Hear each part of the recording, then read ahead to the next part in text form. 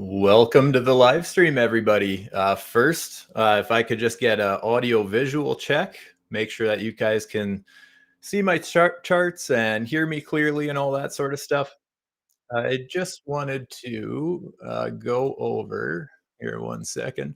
I just wanted to go over a few different things I'm looking at because obviously Bitcoin has been taking a big dump to the downside here today. Um, yes, it is possible that we have some sort of a relief rally soon, but I want to go into a few things that I'm looking at, and I actually just got a chuckle out of the comments already, being that told that I'm a perma bear, and I promise you, I am not a perma bear. I know it feels like that, but I've only been bearish for the last couple of months. And that's only because the structure on the 4 hour is just, a series of lower highs and lower lows. Basically, since the FTX collapse, I have been mega bullish ever since. And I haven't been bearish. Oh, sorry, just going back way too far there. I have not really been bearish until recently. And honestly, there's some bullish things that I see in the charts. I am open to the idea of going a little bit higher.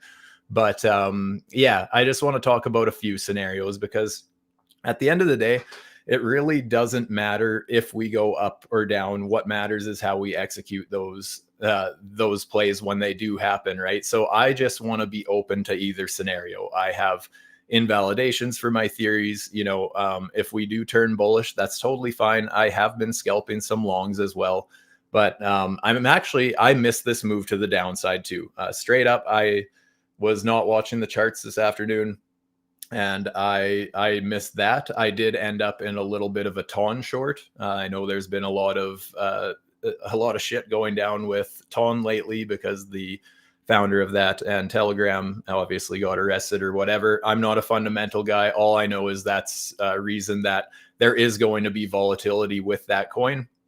So I ended up taking a bit of a short. I've already closed half of it. Not going to talk about that a whole bunch. I want to talk more about Bitcoin.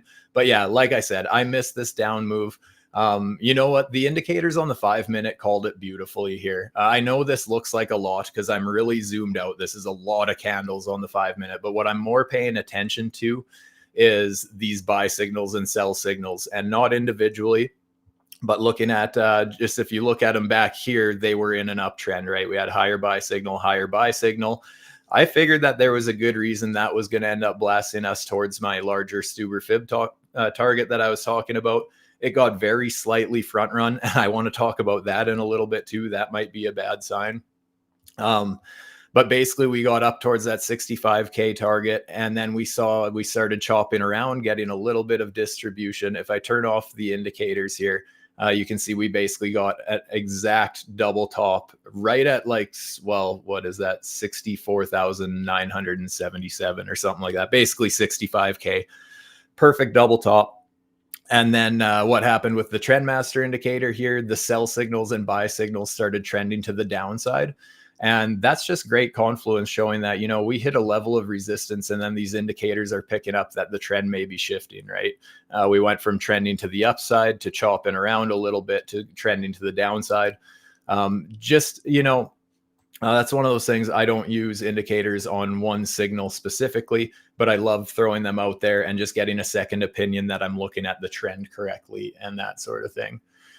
But yeah, as it stands right now, I don't want to, we are seeing a nice little bounce here, but I personally don't really want to get into a long at this point because even on the 5 minute here, this is just the 5 minute chart, you guys. This yellow horizontal line here is basically the lower high I'm looking at on this immediate trend, right? All that I care about is there's some sort of a break in structure. And I would love if in the next little bit, we end up getting a candle body close above this, followed by a deep correction. I would love to long that kind of a setup. So yes, I'm a perma bear, sure. But I still would love to take that kind of a setup because that's just the kind of trade setup that I like. And I kind of talk about on these streams all the time. But I'm not willing to take a bullish one until I see some sort of a structure break followed by a pullback.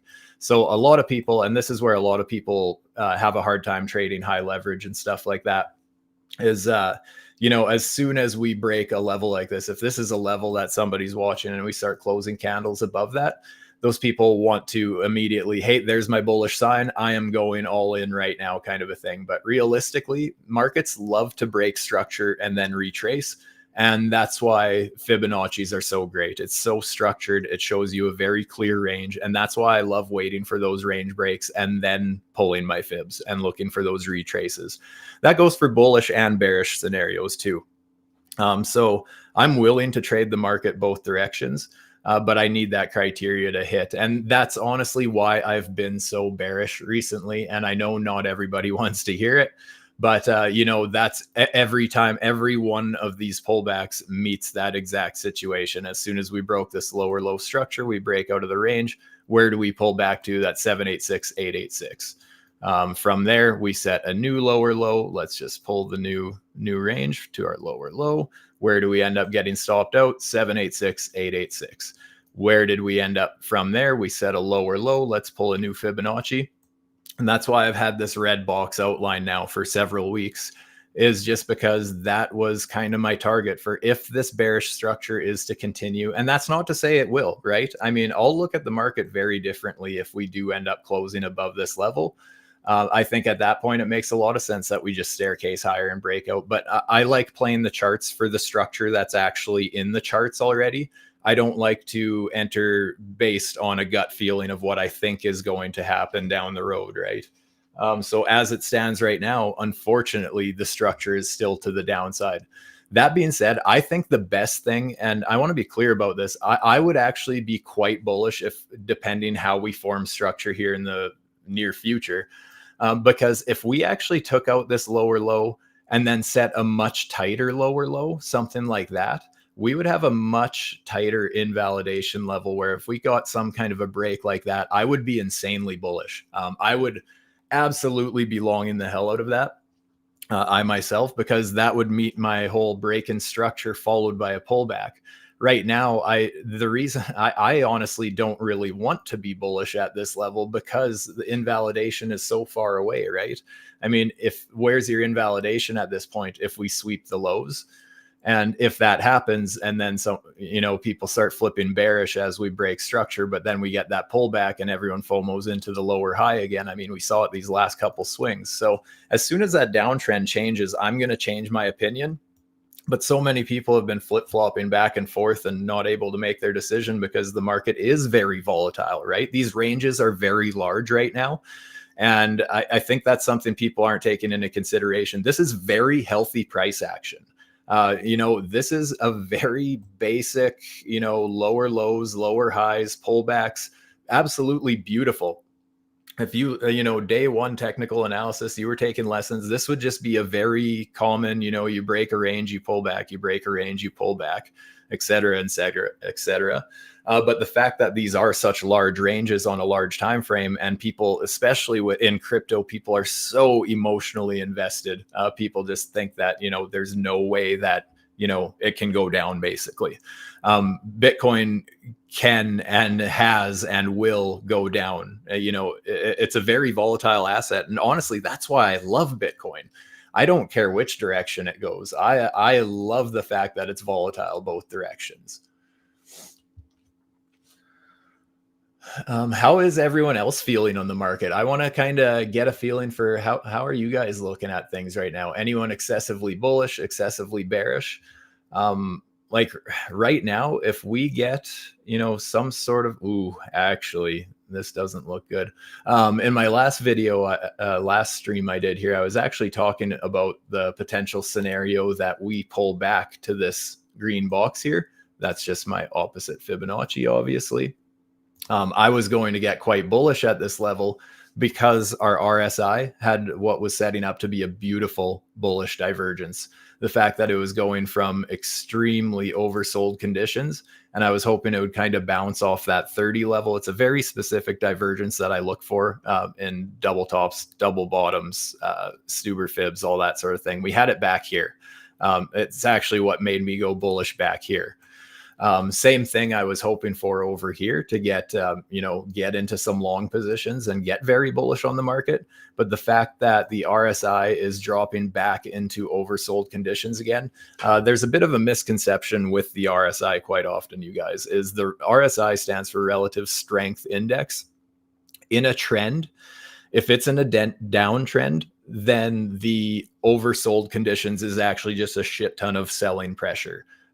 Whereas once we get towards that overbought conditions, if we're still in a downtrend, that's where it's more considered overbought, right? They're only overbought and oversold when you're kind of going against the trend. And that's one thing, like Bitcoin on the weekly chart. Usually Bitcoin is always overbought in a bull market, basically. I mean, if you were to try and call the top because, hey, on the weekly, the RSI is overbought, so it's time to nuke, that's really when parabola happens. And my thing with that is the current RSI on the weekly, we lost that, right? We had this very bearish divergence here. But again, same thing. I'm happy to be invalidated about this. If the RSI can break its downtrend and we can break our downtrend on the price structure, then you know what? That's great. But actually, oh man, just look at how these candles close. Okay, so I want to break this down a little bit. First of all, we had this nasty reversal signal, which made me bearish on this market in the first place.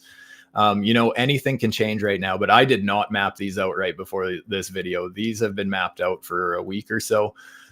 Basically, what these levels are is, let's just turn off my candle wicks right now.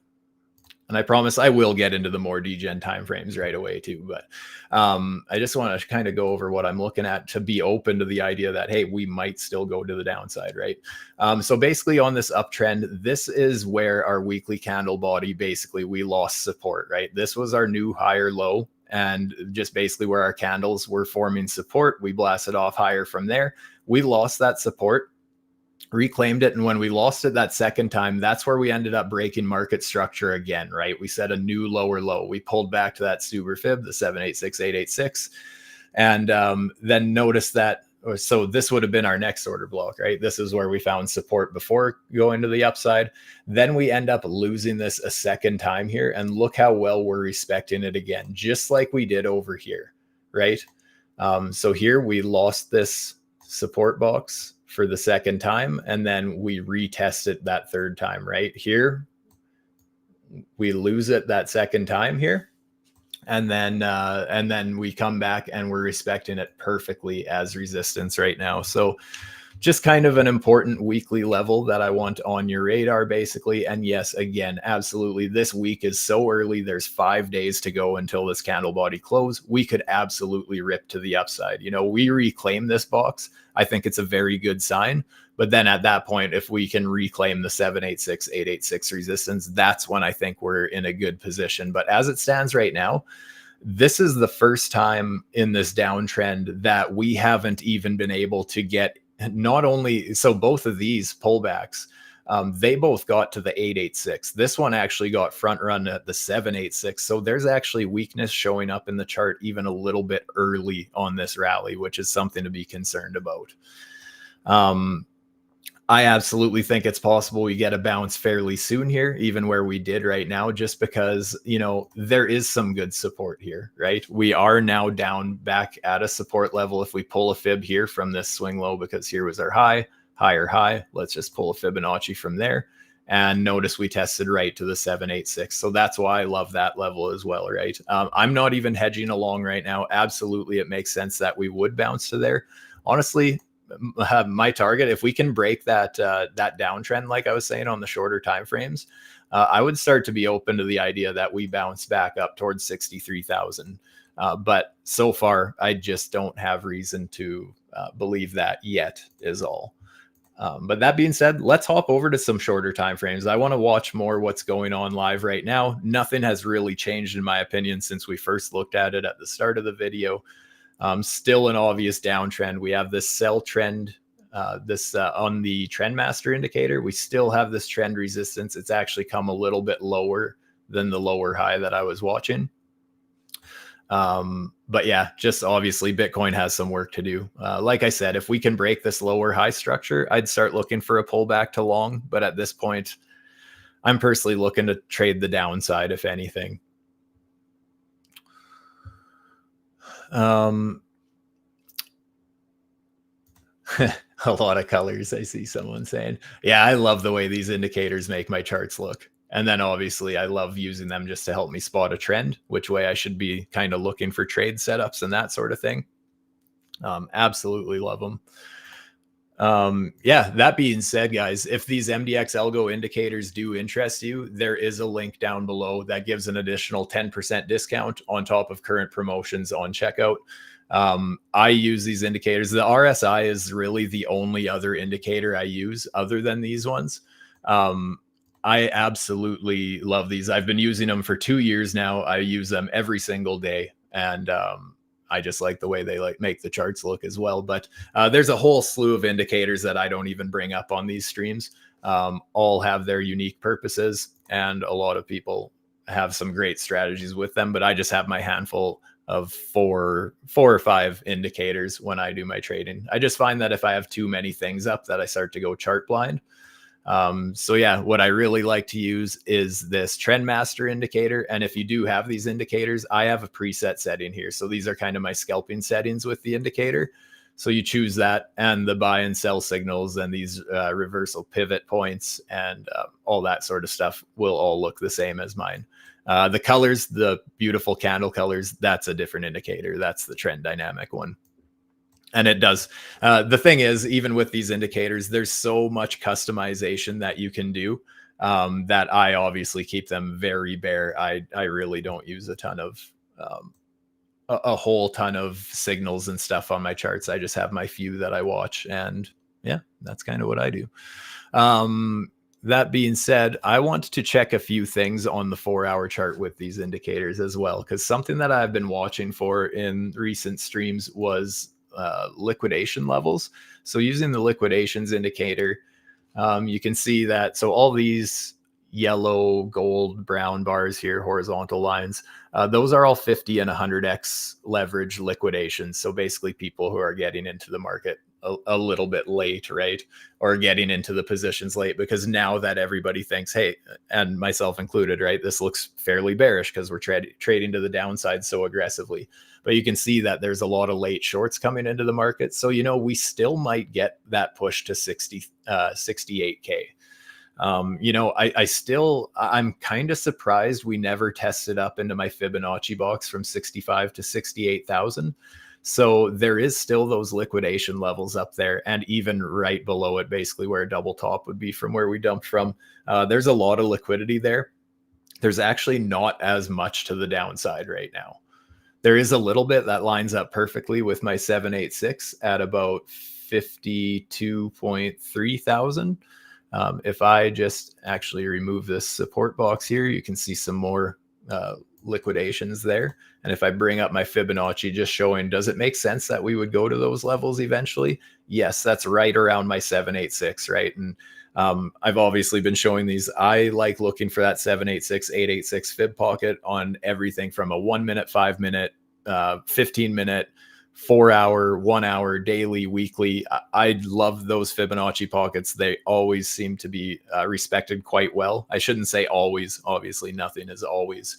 But so often I find those levels respected on all time frames. But obviously I look for structure breaks and stuff like that as well. But yeah, I think it would still make a lot of sense that we test down to those levels. You know, if we lose these support levels that we're currently testing to, if we get some sort of a little relief rally and then start dumping to the downside again, I think it's absolutely possible we dump down towards 52, 53K.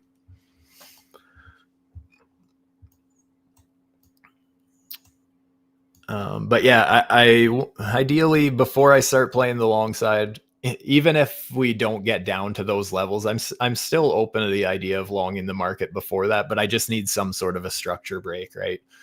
So that's still the level I'm watching is 60,570 basically. And if I just remove my beautiful colors here, that's just basically the way I'm looking at structure here is we have our low here, and this is our lower low after that. So that's very obviously very micro analyzing. This is just the very immediate price action, right? Not some sort of a big range or anything like that. Just this very immediate downtrend. Here's our low. Here's our lower low. here's the highest point between the two. That's basically the level that I want to break, followed by a pullback, like I was saying. I'm not going to FOMO into a breakout, but I would start looking for reasons to get into a bullish position at that point, basically.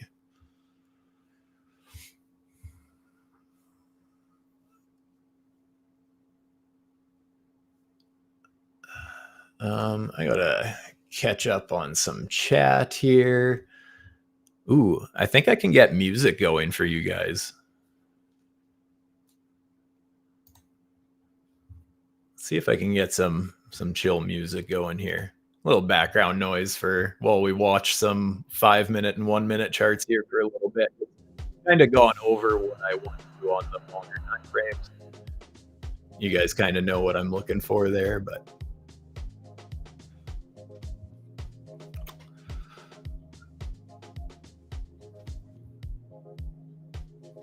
yeah, we'll just have that going gently in the background. Yeah, let me catch up on some messages here, and I am going, just to make it a little more exciting, let's bring up the 1 minute. Even the 1 minute, we haven't broken a lower high, right? I'm actually going to make the 5-minute red, and I'm going to make the 1 minute lower high that I'm watching would be something like that. So I already showed you why I have it on the 5-minute, this red line. So if I go to the 1 minute, there's actually a closer lower high if you want to really get into the DGen 1 minute here. Basically looking at this as a low and then this as our lower low. Highest point between the two right here.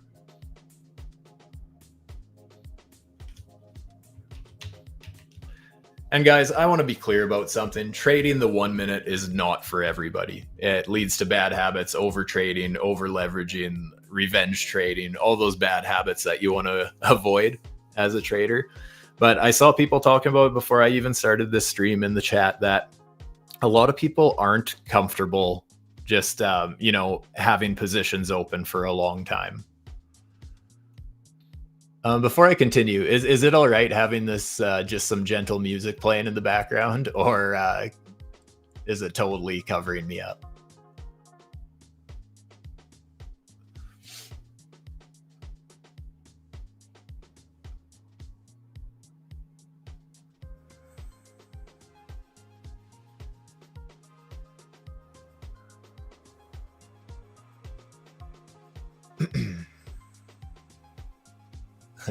Go for it.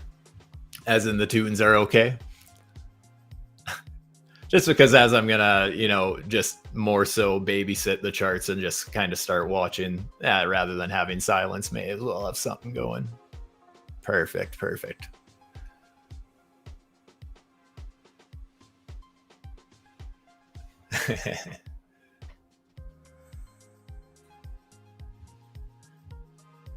Yeah, hopefully you guys are finding these streams useful. I know the thing is, guys, like everybody looks at charts different.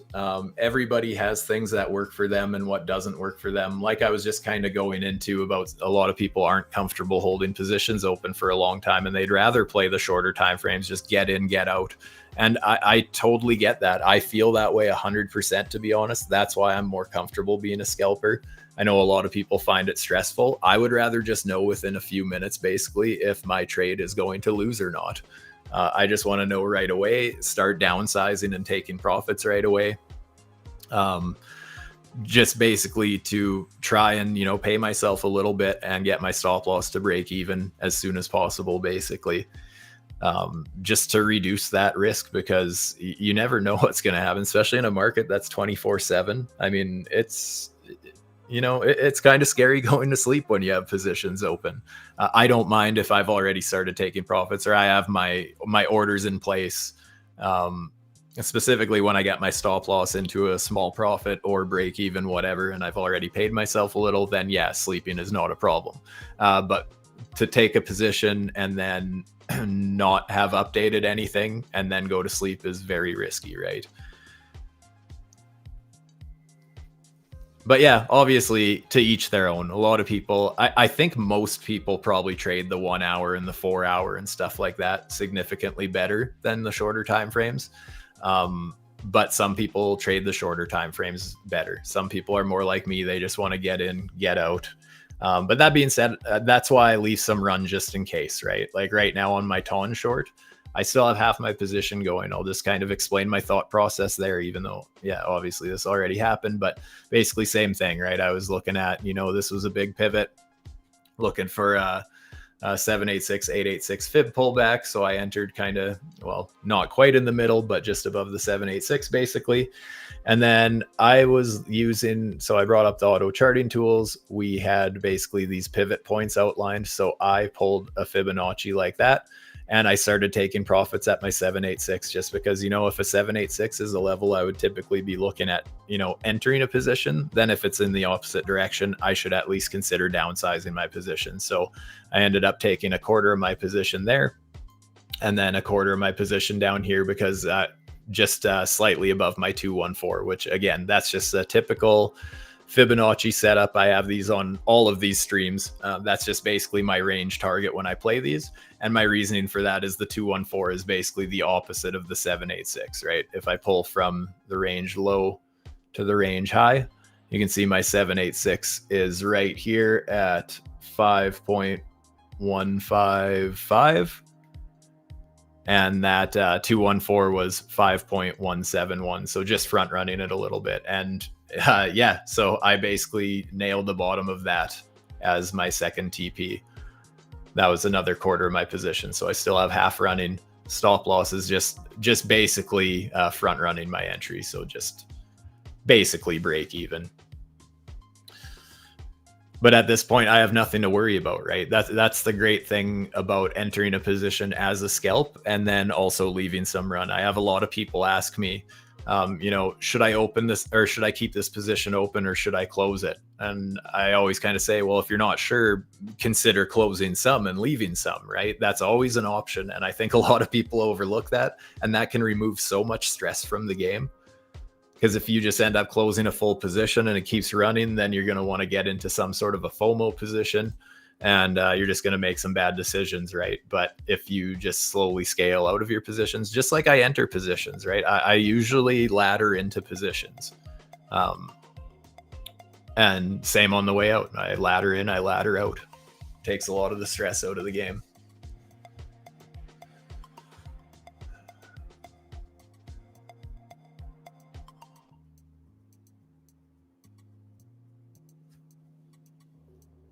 Back over 60K shortly. Yeah, I mean, it's absolutely possible.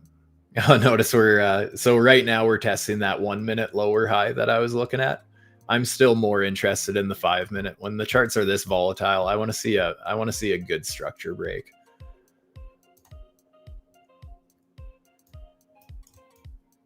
So this buy signal here, this is a perfect example of, although it may work out great, I'm not really interested in this signal just because it's a lower buy signal from the last one, right? So being the signals are trending to the downside, I'm just using that as a little bit of risk management that I'm not really interested in this yet. If we get some sort of a bounce, even if we break this level here and pull back to, let's say I could pull a fib, like let's say we top out up here. This is all theoretical at this point. We have to make sure we get a candle body close above, but something like that. There's a few things that would make me interested in taking a long position. One would be a break of this structure followed by a pullback to this fib and looking for a move to my range target, basically. Another thing that I would be looking for would be if we end up basically getting a new sell signal and then getting a higher buy signal, just the indicators kind of suggesting that the trend may be shifting to the upside. At that point, I'll be considering looking for reasons to, pull Fibonacci's, look for double bottoms, stuff like that. I also want to bring up the auto charting tools. The fact that we broke above this lower high signal here. So I'm watching this lower high. The indicator's watching this one. I think the indicator actually takes a few different things into consideration as well, like volume and some other stuff. Just looks at it a little bit different, but I still really like using them as a second opinion when I'm pulling Fibonacci's and stuff like that. or also looking for when they're broken, right? So that's actually a bullish sign that we ended up breaking above that. Again, I'm not just going to FOMO into a long at this point, but it's at least some sort of a bullish sign, right? Let's say we print a higher high signal here, and then we end up pulling back something like this. We could look for a scalp opportunity. We don't have that printed yet. Actually, if I could get a higher low signal to print here, these signals, they are a lagging indicator, but we might end up seeing a higher low signal print here, in which case I would consider pulling a Fibonacci from there as well. Let's just put it there preemptively and see if it happens.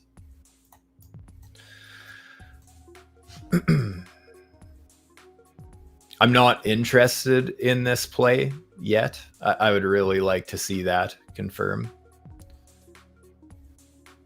But that's just basically another little setup that I like using the indicators for. And that would be a small scalp, right? If this ends up being a higher low signal here, basically looking to enter in this box, and your first TP would be the 214 there. So just a small range, but it is what it is, right? If that's the range you're looking at playing, that's the size of the take profits as well, right?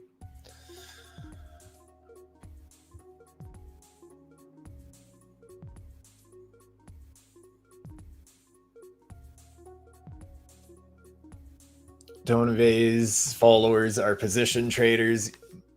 Your scalping approach has helped me a lot, and I'm sure it will help others. Oh, I love to hear that. I know I've had a lot of people message me and say they've started using the 786, 886 fibs. And you guys, something I want to be clear about.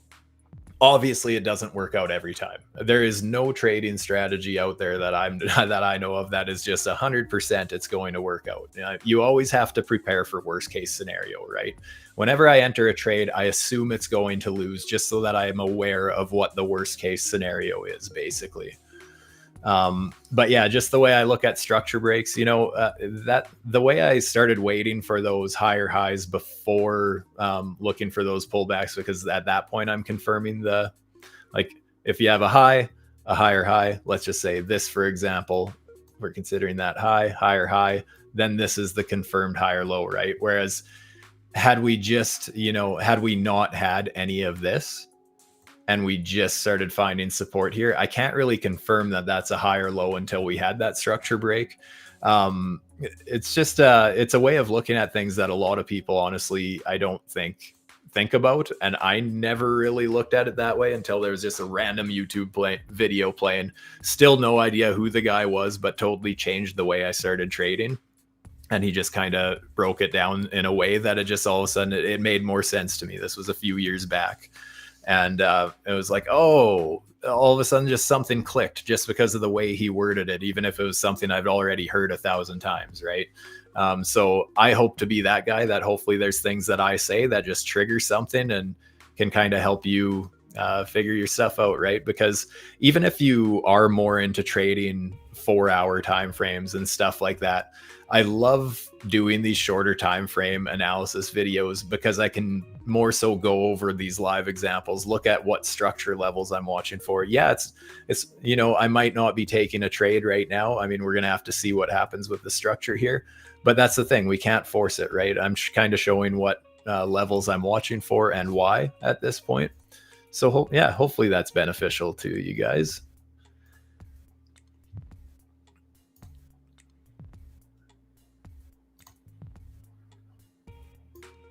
I want to take a look at some more of the indicators on the 4-hour, actually. We're kind of aware of what the 1 minute's doing here.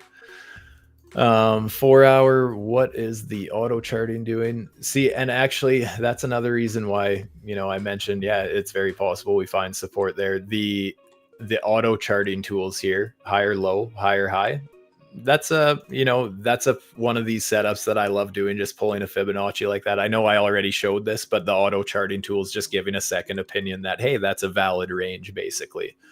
So yeah, it makes a lot of sense why we bounce there. Again, I'm not really interested in it on the first test here. I more so want to see if we can break structure and then get a pullback towards that level. That's more so where I'll be interested in it, because there's a chance that we don't break that lower high structure on the 5 minute, and we actually end up doing that down here, for example, and I can get a much better entry, right? So I just don't want to rush into anything like that. I want to wait, and basically I want to see a break of this 5 minute structure until I take anything too serious.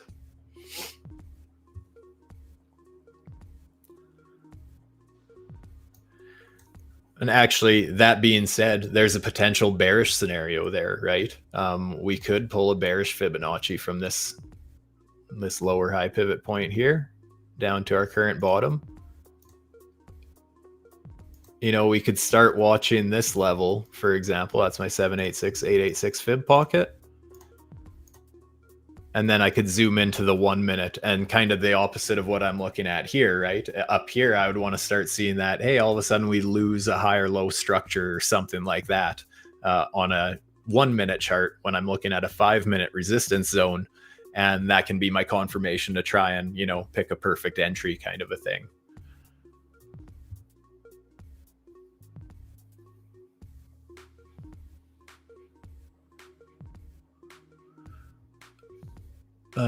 When is the time to sell some spots? It depends. Like, honestly, I sold about 10% of my Bitcoin and Ethereum, and then also most of my meme coins and shit like that.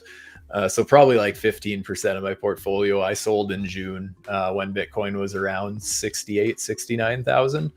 And that was just because, like I said, we had that structure break on a weekly chart with that big bearish divergence, that reversal signal I was calling for. I just felt like at that point, you know, I'm totally open to the idea of this market cycle not being over, you guys. I don't want to come off as a perma bear, which I obviously have. But I really do think that it would be normal for the market cycle to have one big reset, like big reset. No, this was not a big reset. What we've seen so far, that's consolidation, if anything. This is not a big market reset like COVID, for example. Obviously, yes, black swan event, but I wouldn't be too surprised if the market kind of chops around sideways and just kind of struggles. It really feels to me like we're kind of in this area. That's just a feeling I have. I know this wasn't at all-time highs. I know the structure's a little bit different, but the fact that we had the same bearish structure break on the weekly chart here, I know it's a little tighter consolidated, but we lost candle body support on the weekly, the exact same. We had that same bearish divergence on the RSI from overextended down to that 70 level there. That's that same RSI divergence, and we ended up pushing down to the 786, 886. Again, guys, even on the weekly chart, we're seeing it. Perfectly filled that. And I remember this happening very fast. That looks like it took 2 weeks because it was 2 weekly candle wicks. This was on a Sunday evening at the weekly candle close, basically. I remember seeing that happen. It was a very quick buyback. So before I go on with my triggering material, you know, understand that if we do see some sort of a crazy capitulation, I think that's where the big boys, the big players actually have, you know, they'll be there ready, acting as a springboard, ready to load the fuck up. I don't think that, you know, smart money is necessarily just going to make it easy for us and just pump our bags by FOMOing into all-time highs in a market. That's generally not what smart money does. So I don't know. As it stands right now, I just see a series of lower lows and lower highs until proven otherwise. And we'll just see what happens, right? I just figured that, you know what? I've been so bullish on this market since the FTX collapse, basically when we formed this little double bottom here. Actually, something I want to show, just to show a perfect example, is I'm pretty sure I eyeball it right here. Look where we end up finding support. Front run the 786 very slightly, but basically down to the 786 on that very small move. Well, I shouldn't even say really small because that's a weekly chart, right? But I've been a moon boy since down here, and I got a lot of harassment about my targets being ridiculous when I was targeting 48K from down here. And we went higher than 48K. Now I'm starting to see, in fact, some of the exact same people who are giving me shit down here for being bullish, some of the same people started arguing with me when I was flipping bearish here. So again, anything can happen. The market does not care what I think. It does not care about my feelings. It makes that clear every single day. But as it stands, I'm just kind of on the macro trend. To say there's no red flags is a red flag. There's so many people ignoring the fact that it's even possible that we dump to the downside from here. I want to be clear about this. Anything is possible.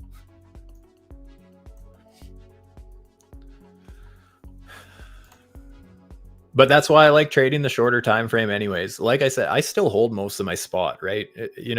Considering I'm seen as a bit of a bear recently, I hold most of my crypto still. I'd only took profits on very small amount of it. Like I said, 10-15%, around 68, 69K, which I was accumulating down here. I'm fine with that. I'm not missing the bull market. I still have 85% of my portfolio if we do take off to the upside. The only reason I'm open to be bearish here is I'm more so looking at trading, being open to the idea of shorting this market. I love shorting the market. When we get in bearish trends, bears move generally 3 times faster than bulls. And, it's very fun to trade if you can set your bias aside. Very fun.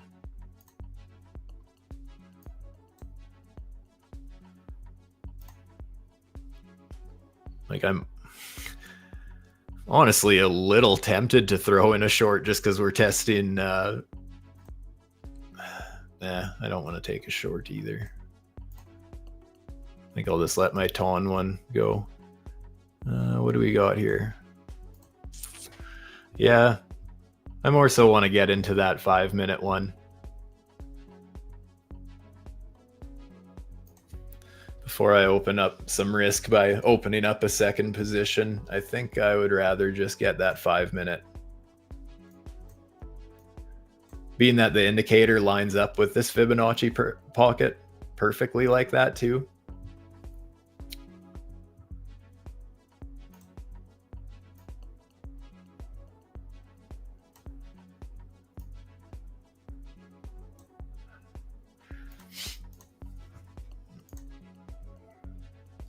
Yeah, the only thing I'm really interested in right now as far as new positions, and it could happen later tonight, it could happen within an hour, we'll see. But basically, if we get up anywhere above my 786 is where I'm going to start looking for shorts, basically. If I can spot weakness on the 1 minute or something like that as we're trading up into these levels, that's where I'll be basically looking to take a short. Unless it just blasts right through. I want to see how it reacts. I'm not just setting a blind order at this point. Other than that, if we do end up blasting through and closing above this resistance, that's where I want to see that pullback down towards these levels, around 58.5K basically. Sorry, I am trying to say the numbers more. Let's say we top out at the 886 at 60,270 there.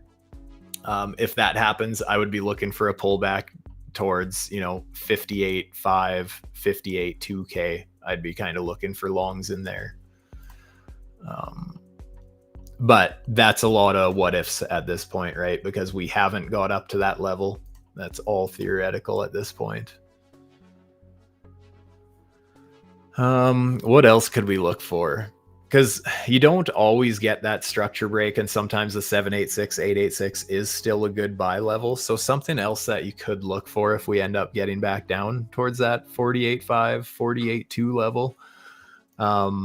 Or sorry, did I say 48? I meant 58.5, 58.2. If we get back down to that level and we have some sort of a crazy bullish divergence or something, I guess it depends if you have this indicator or not, but I'd be looking for some sort of a buy signal. This is basically a beefed up RSI, the Wave Master. Just an indicator I've just started using recently, just kind of helps spot the flow of the market. But it's basically an RSI. So if you're just using the RSI, I'd be looking for some sort of a see if it is, at this level. I assume the RSI was very oversold. And then if, we kind of test back towards these levels and the RSI is kind of more holding that 30 level, like what I was talking about on my 4-hour chart. In that case, I'd be considering that bullish divergence at least, right, at those levels. And I would consider going long at that point.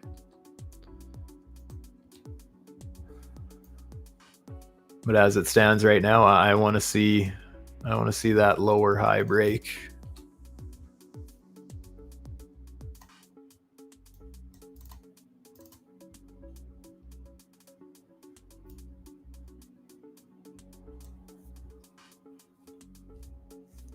Oh man, I'm even tempted to throw in a short at this lower high on the 1 minute, but just as a little risk management, I know this is a lower buy signal, but it is still a buy signal. So there's just a little bit of strength there, right? I'm just a little nervous to pull the trigger on that. And that's something I want to make clear to you guys is I know a lot of people just look at indicators in general as these indicators are going to help me get entries. That's all, and most people, myself included, that's mostly what I used to look at indicators for, was just how am I getting into the next trade, when I actually like to use them as far as risk management as well, right? So there's just something that's not lining up with how I feel right now. Like, yes, maybe I'll miss this. Maybe we do just dump to the downside. That's fine, whatever. I still have my toe on short anyways. Actually, do I? Looks like it's been pumping. Oh, it's getting close. I think it's 588. $5.58.8, I think, is where my stop loss is on the rest of that. But yeah, as far as the 1 minute on Bitcoin here, yeah, there's just a few things, being we have this buy signal here, I'm just kind of holding off a little bit.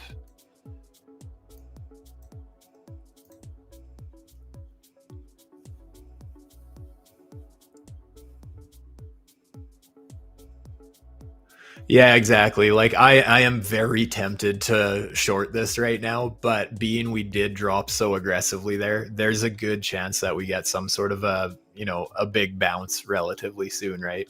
Because something you have to consider is that basically when Bitcoin goes straight down like this, there's not a whole bunch of structure being built, right? We've just had these very brief pauses, but there was no actual ranges being formed, anything like that. So there's just not a lot of resistance there if Bitcoin does, decide to get above this. I'm hoping at that point it gets the pullback that I want to try and long, but there's a chance that, there's just not a heck of a lot of resistance built on the way. So it might just shoot right back up towards where there actually was some sort of a range. So yeah, there's a few reasons why I want to be cautious as far as shorting as well today, right? After a big drop like that.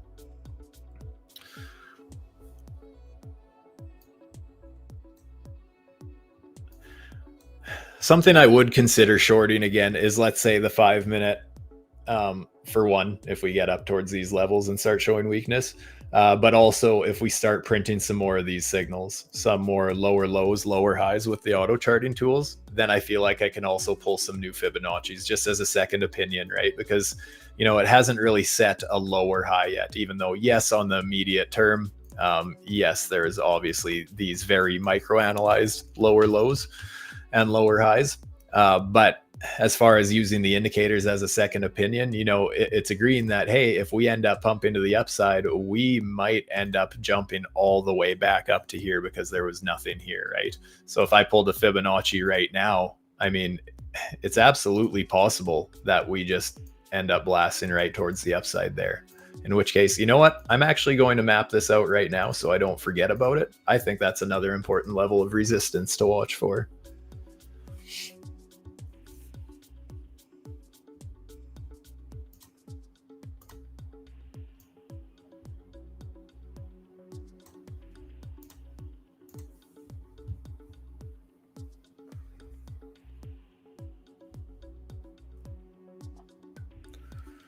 Imagine how low BTC would be now if it weren't for the likes of BlackRock. Honestly, that could go either way, right? I'm sure they have a hand in keeping the price down as well.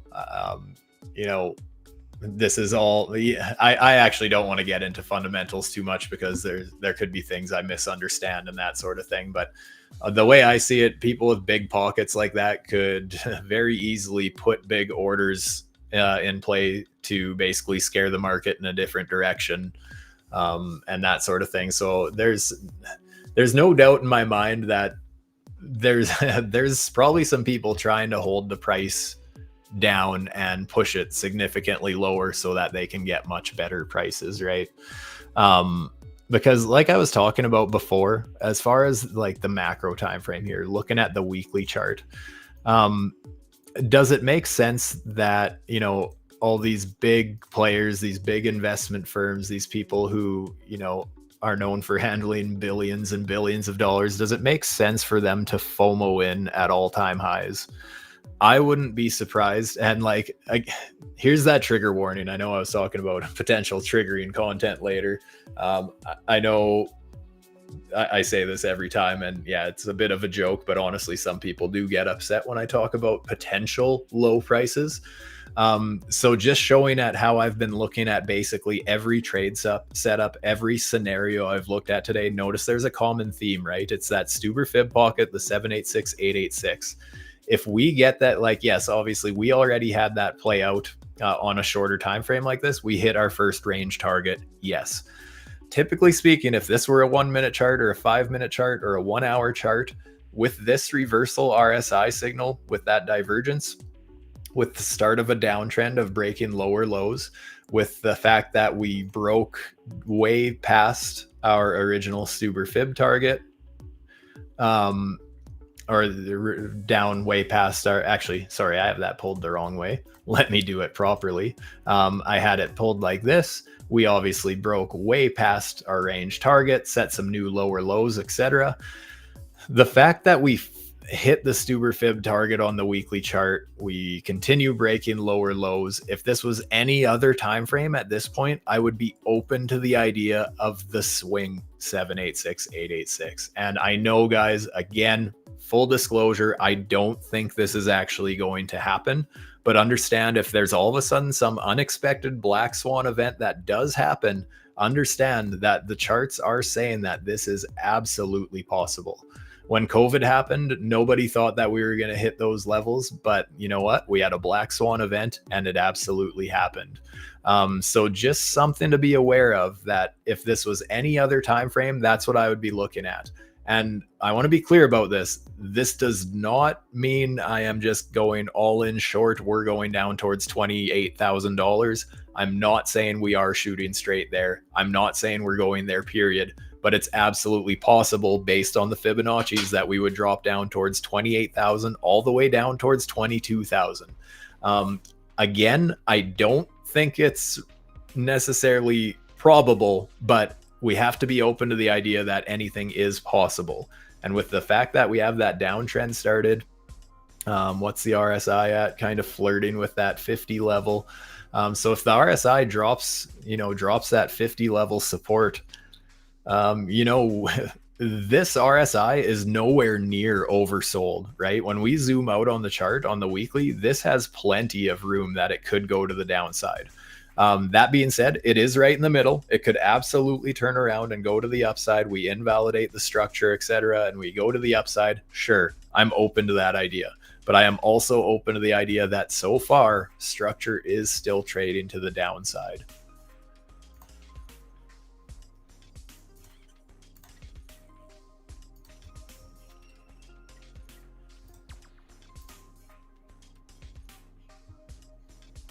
Looks like maybe I should have shorted that.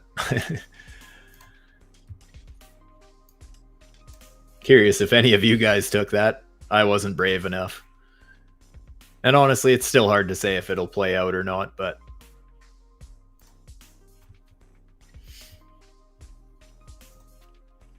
we definitely tested that lower high, though. There's definitely some sort of a reaction, right? So there is a reason why I look at these levels, even though it looks very micro-analyzed and it looks like that's not even a real lower high. I totally understand that. But also understand that I look at so many charts that I start to micro-analyze some very small structure. And as far as looking at this structure, this was in fact the lower high, just because low, lower low, lower high. So it makes perfect sense that we're seeing a little, at least some kind of a reaction at this level, right? But it is a 1 minute, so depends if you're into trading the 1 minute or not. Like I said, I'm more so waiting for the 5 minute setups right now.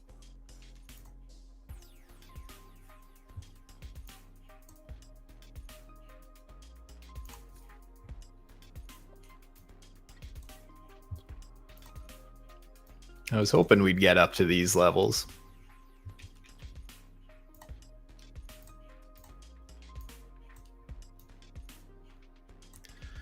Another thing for added confluence that would be absolutely beautiful, and obviously, you know, it is theoretical because the market doesn't care what I want or what I think. Just for added confluence, it would be great to, you know, trade up towards the 786, 886 and get, like, let's say another pivot, right? Another bearish pivot, just because then we would have, oh, actually up there it would actually be a higher one because I missed this one down here. Actually, that's interesting. Just looking for second opinions using the indicators. Notice that we had this bearish pivot point, which was a lower bearish pivot. So they are trending to the downside. And that also did line up with that 1 minute lower high, right? So if you're just looking for second opinions, basically, just one of the ways I use the indicators, right?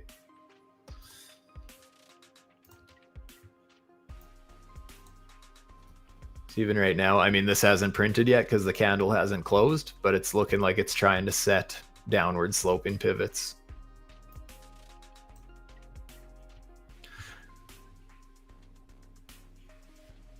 And then that's actually, with those flipping bearish like that, I would consider looking at basically shorting another test of this level. Interesting.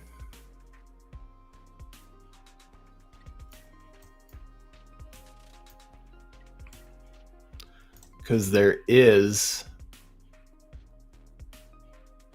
a chance that we get something like this.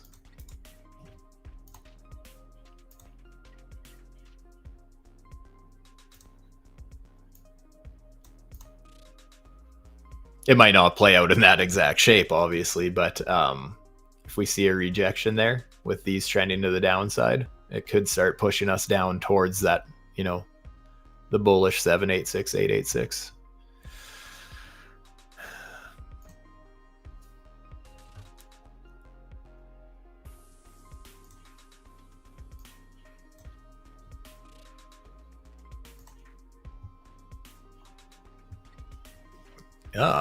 What else do we got for music here?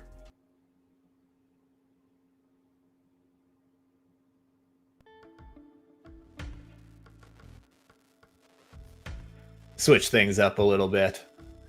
I really gotta go through these comments again. Sorry, guys. If I'm ignoring you, I'm not trying to. I'm just getting sidetracked in my rants here.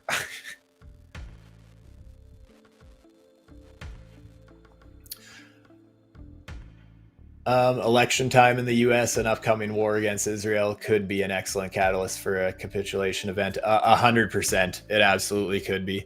Honestly, even this is one thing that's been upsetting me lately is a lot of people are saying, like, oh, if Kamala wins, that, you know, Bitcoin's screwed, blah, blah, blah. You know, if Bitcoin is a decentralized finance system and one person will totally destroy its future, I mean, it's got way bigger problems. I think that's ridiculous. However, I could see, you know, if that happens, maybe the market panics at first and it leads to a capitulation event, but then, you know, bigger players act as that springboard because they care more about the support levels and, you know, getting near the market cycle low and getting their entries. They care more about that and understand that that's typical for markets to dump and stuff like that. But a lot of people will panic and sell that kind of a thing. So, or like you said, war. There's so many things. Like, there's so many things that could happen in the economy, that could happen in the world, and I just choose to ignore the news for the most part, because if anything's going to matter, the chart structure is going to start setting, you know, higher highs and higher lows, or lower lows and lower highs. That would just be very normal, right?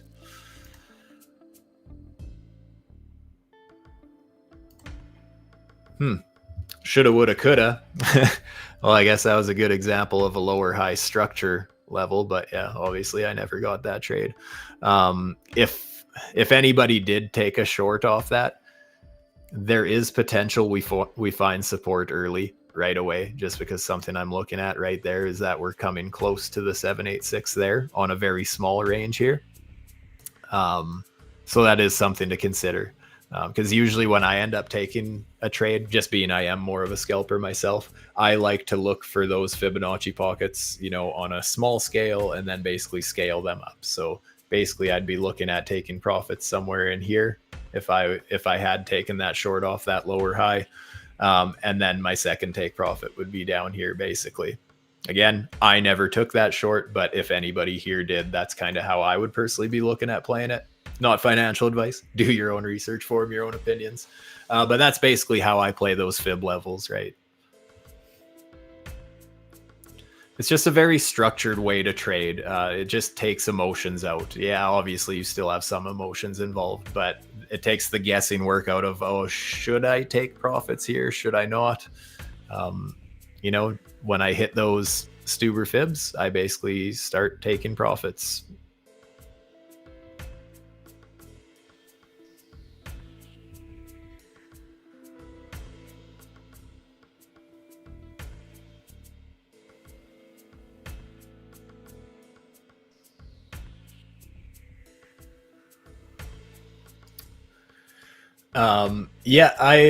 I agree. I see someone said that I can easily see money printing, press buying all Bitcoin on market up to insane price levels. Yeah, I agree. I think that will basically be, see, and that's kind of why I'm open to the idea of Bitcoin actually dropping very low. Let's say some sort of a black swan event followed by them having a reason to hit that money print button again. I mean, we all saw what happened with COVID. Yes, we needed that final flush out. The big players filled their bags. They printed a bunch of money. People just started FOMOing into the market like crazy, right? And I would love to see that happen again, right? Some sort of a black swan event, the markets panic, we end up seeing Bitcoin crash to crazy low prices. Again, I am not saying that we are going to. I still randomly, spot buy Bitcoin as well as altcoins, but just, if we start dropping levels like, I know 42,000, 43,000 is a level on a lot of people's radar. And I agree. I think that would make perfect sense for a big bounce from that level. But if it fails, if that level just gets nuked right through, I am instantly going to be setting limit orders, basically throughout these fib levels. Just basically a series of laddered entries, because I think that if we do get a nuke into these levels, I don't think it's going to last. And I think that will be the final shakeout. And I think at that point, something's happening, money printing, or, just some crazy big players load the hell out of their bags, some sort of a catalyst down there. But this is all theoretical, you guys. Just something to be aware of, that it's a possibility, right? Just don't get blindsided is what we're trying to avoid. Oh, Ton looks like it's getting rejected again. Let me just check. Delete a few things here. I'm going to delete my take profit levels here. Let's see. Did we hit another Stuber fib there? Very close. Got just front run.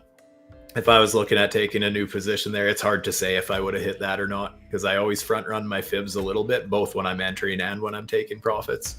I always front run them a little bit, but it's hard to say if I would have caught that one or not. So, but either way, I'm still in my old one. Just looking at it as far as an example, right?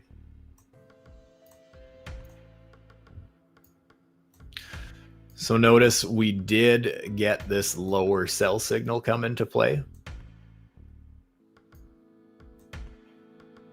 If you did end up taking that short up there, that would be good to see.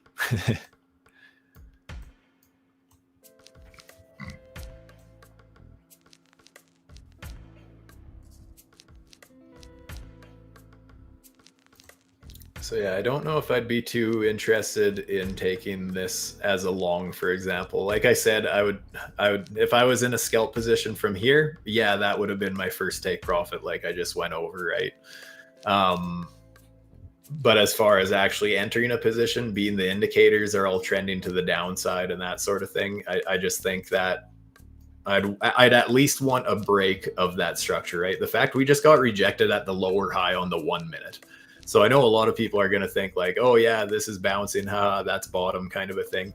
You know what? Maybe it is. Maybe this is the lowest Bitcoin ever goes. But to claim that with no validation, not even a 1 minute candle breaking structure, would be a little bit premature, right? So being that structure is still to the downside, the indicators are still printing lower signals. Notice, as I said, a lower pivot signal. We now getting another lower pivot signal. So yeah, there's things trending to the downside a little bit.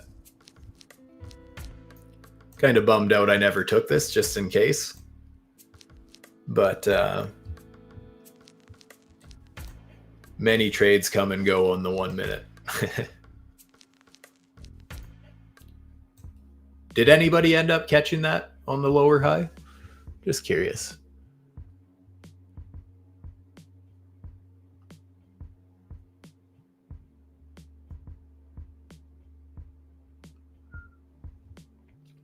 Yeah, something that does concern me with Bitcoin is, yes, it makes sense where we're finding support so far. Yeah, it makes sense that we would, get some kind of a bounce. But when you really zoom out and take it for what it is, again, I have this mapped out very clearly, just a series of lower lows and then outlining the confirmed lower high, right? That's what I was talking about with structure earlier, that we don't have this lower high confirmed until we break that structure. That's fine. Yes. Yeah, it's not confirmed until way too late, but then what happens? You get that pullback, right? You get that confirmation that this is a lower high. Now you have a place to pull your Fibonacci from, right? So the thing that concerns me with Bitcoin right now is I know I talked about it a little bit, but just the fact that, we didn't even get to my fib pocket this time. This is the first time on this trend that we actually front run the 786. Yes, it's possible we still get another bounce and we do test up to these levels. Sure, absolutely possible. But as it looks right now, saw weakness a little bit early there. A little bit early. And on top of that is, like I was saying, on a weekly chart, like this is a big deal. Okay. This RSI divergence here with a series of lower lows on the weekly. I mean, that's a very serious reversal pattern. It does not need to mean the end of the cycle, but just some sort of like a swing reversal, not just a range reversal. Like, people are thinking this is max pain. Ranging sideways is not max pain. Bitcoin can do a hell of a lot better than that. And with that signal, I mean, the fact that we've broke lower lows on the weekly, the daily, the 4 hour, and we've continued to do that several times now, at what point does the market actually panic and we get a breakout, right? Like so far, we've just been breaking the range and retracing in a very healthy way, as I went over earlier. What happens if we actually see a breakout? That is going to be a much bigger move than a range bound move, right?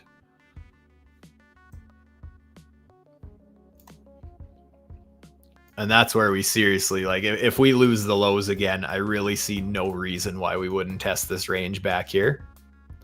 Kind of around that, anywhere basically from 45 down to 40,000 US dollars, basically. At least the chart has some structure there. Before that, I mean, that's what I was talking, and that's something else I want to talk about as far as these ridiculous price levels around that 28 down to 28 to 28. Oh, tongue tied.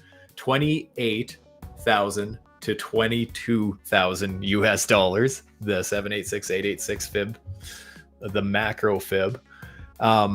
Just notice how straight the shot up was on our way, right? I was talking about having those straight shots and not really building any structure along the way. notice how little structure there is on this pump to the upside. The only little bit is this little range here. And if that doesn't hold, I mean, there was just basically a straight shot up here. There's no structure in there. So we lose that range. I mean, we're going straight down to that 786. And I know not many people want to hear that, but it is a possibility just by looking at this chart. I mean, the more I look at this chart, the more realistic I feel like it could be.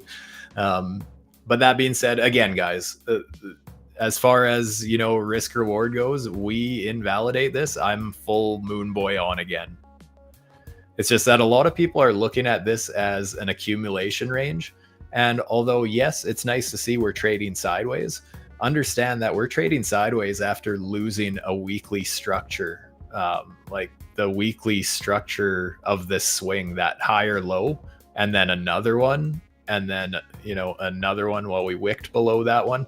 There's just some very serious bearish structure there. So the fact that we're trending sideways, it almost makes me feel like someone's keeping the price up so they can unload rather than the opposite way a little bit. I could be very wrong on that. I want to be clear on this, but it just kind of, to me, it feels more like a distribution range than an accumulation range. If we did something like this, here, so let's just say let's pretend that this was a high and then we went higher like this and then we were trading sideways, I would actually feel very different about the market because it would have a high and a higher high. But the thing is, right now we have a low and a lower low and a lower low with that sideways consolidation. So understand that market structure can look very similar but be very, very different.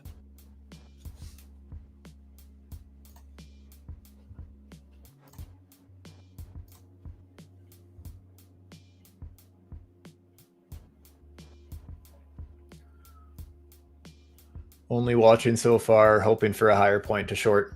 You and me both. Yeah, like I said, I'm still interested in shorting. I think we can push a little bit higher. I would love to see weakness up in that that fib. Oh, how did I have this mapped out? Let me get rid of my colors here for a little bit. So from this red line here, pulling a Fibonacci from there down to where we bottomed out. That's where I have my red box, that's 786, 886. I would really like to see us get up to this level or anywhere in this level basically and start seeing weakness on the 1 minute. I would really like to short from there. That being said, if no weakness comes, like I was showing earlier, just going to remove drawings, being we have this lower high signal printed here, if we just blast right back to the top of this range, I think it would be a beautiful short opportunity. Basically in this level, basically starting to ladder into a position in this level, hoping that we hold this as our lower high basically. Either laddering into a position in that level or again zooming into the 1 minute, for example, and just waiting for structure to break on a shorter time frame, right? Just as confirmation to get into a trade.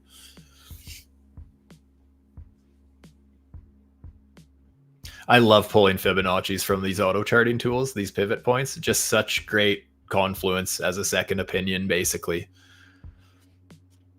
Especially when they're trending aggressively, man, sometimes they really get going. Yeah, obviously you still need to, you know, take profits, understand that the trends can shift at any time, kind of a thing. But as far as, you know, look at using them as a second opinion and pulling Fibonacci's from there, getting my 786, 886, I've been loving using that strategy for trading.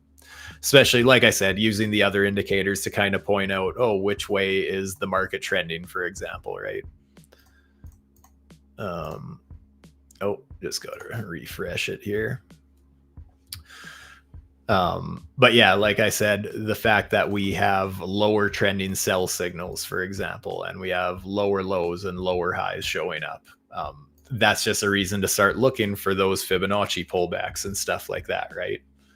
Things are trending to the downside. I'm basically looking for reasons to go short, but so far on the 5 minute, I have to wait for a little bit higher see if we can basically get this smaller fib pull or that bigger one I just pulled. So just to map out my resistance once again, we are going from basically 60,000 US dollars up to 60,250. That would be my smaller 5-minute bearish Stuber fib. My bigger one would be from 61,675 down to about 61,250. Sorry, I'm trying to get more in the habit of saying numbers because I guess I didn't really think of this, but a lot of people just listen to these streams on mobile and stuff like that. And I know I have a bad habit of just referring to this level, oh, this, and right here kind of a thing. I don't often say the price levels because honestly, when I look at charts, I look at structure so much more than the dollar amount because I honestly don't care what the dollar amount is. I rarely actually look at the prices over here. I'm more so looking at structure levels. That's what I find important. So I hear you guys. I know I've had a few requests that, hey, please say your levels. I am trying to, but just understand it's a bad habit.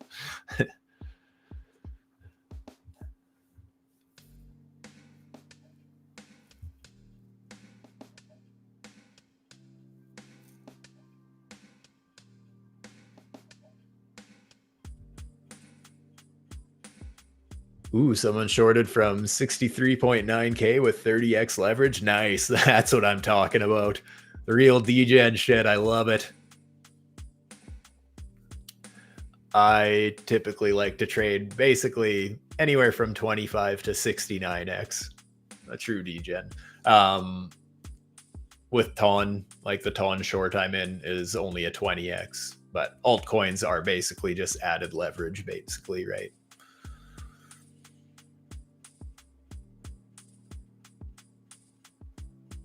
I see you're not sure if you should TP or if you should wait till lower than 58K.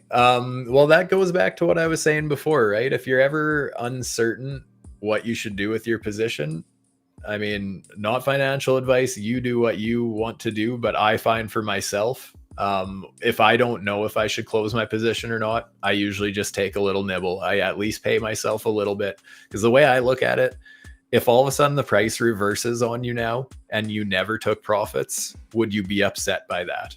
If the answer is yes, then you probably should have at least paid yourself a little bit, right? I just find it way less stressful if basically I downsize my first half of my position quickly, just like what I was talking about with Ton. Here, can I just reload this?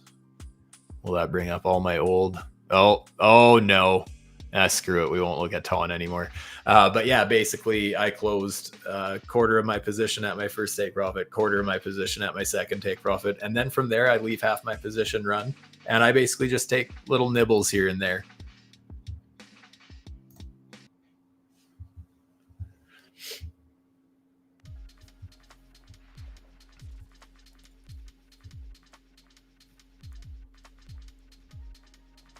Can we short now, bro? Well, I think I'd missed my opportunity, the one that I pointed out. Was that lower high on the 1 minute. If you weren't here for that, just looking at micro analyzing this immediate downtrend. Since I don't know if you were here or not, this was basically our low. Then we got a little bounce followed by a lower low. So I was looking at this as the highest point between the two. That's my lowest high on this immediate trend, right? So that's basically, yeah, that's exactly where we ended up facing rejection there. But I missed it. I was waiting for the 5-minute one.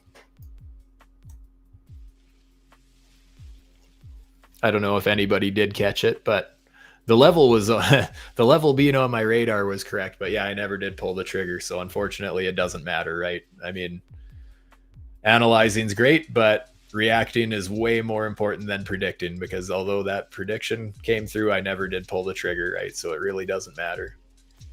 Hopefully some of you did.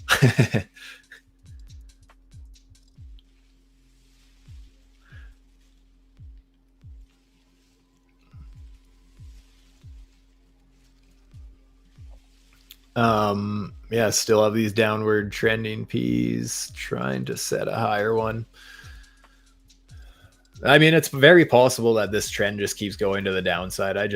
Like I said, I'm already in a ton short. I don't want to open myself up to any risk. I want to basically wait for a 5-minute confirmation to enter any additional positions.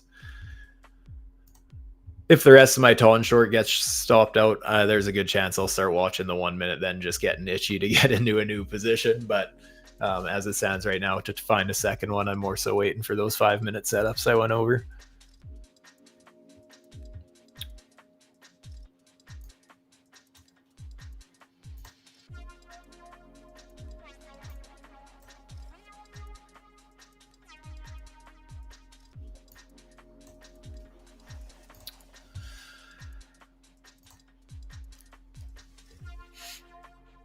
Again, guys, if you do find these indicators interesting, you want to give them a try. There is a link down below that gets you a 10% additional discount on checkout on top of current promotions. So, like I said earlier at the beginning of this stream, the RSI is the only other indicator that I ever use at this point, just because I have very specific setups that I've used quite a bit, like that RSI divergence I was talking about. Other than that, I have been using these indicators every single day for over 2 years now. I absolutely love them, and they keep getting better. They keep introducing new indicators.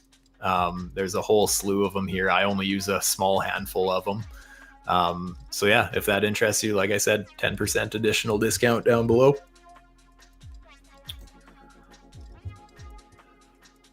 Kind of kicking myself for not taking that short.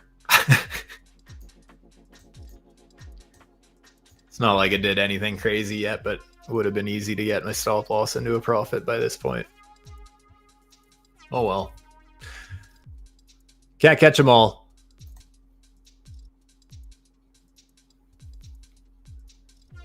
If you guys do appreciate these videos, just kind of my take on the markets in general, how I, look at structure, how I look at Fibonacci's, how I use these indicators, etc., etc. If you could do me a huge favor, smash that like button. Make sure you subscribe to this channel as well, the Financial Summit. As well, I do have my own YouTube channel, Stu Trading, all one word. Do live streams on both. Do random videos on my own as well. But it's fun streaming with you guys. I say this basically every video every time I'm live streaming you guys. I really appreciate doing these with you guys. I want to thank you all for showing interest in these, because honestly, this acts so well as a bit of a trading journal for me, being able to talk through my emotions and everything. Because, as a trader, you should have some sort of way you can look back on your trades, or even just your mindset in general. So these are a perfect way for me to do that, right? A perfect thing I'm looking at right now is the fact that, I saw a perfect little rejection on the 1 minute. I could have had a very tight stop loss on a leverage short there, but I never took it. You know what? Just talking through it, I had my reasons. I was looking for it on the 5 minute, but I probably could have scalped a quick one off the 1 minute, but I didn't, right? So talking about it helps me remember that pain.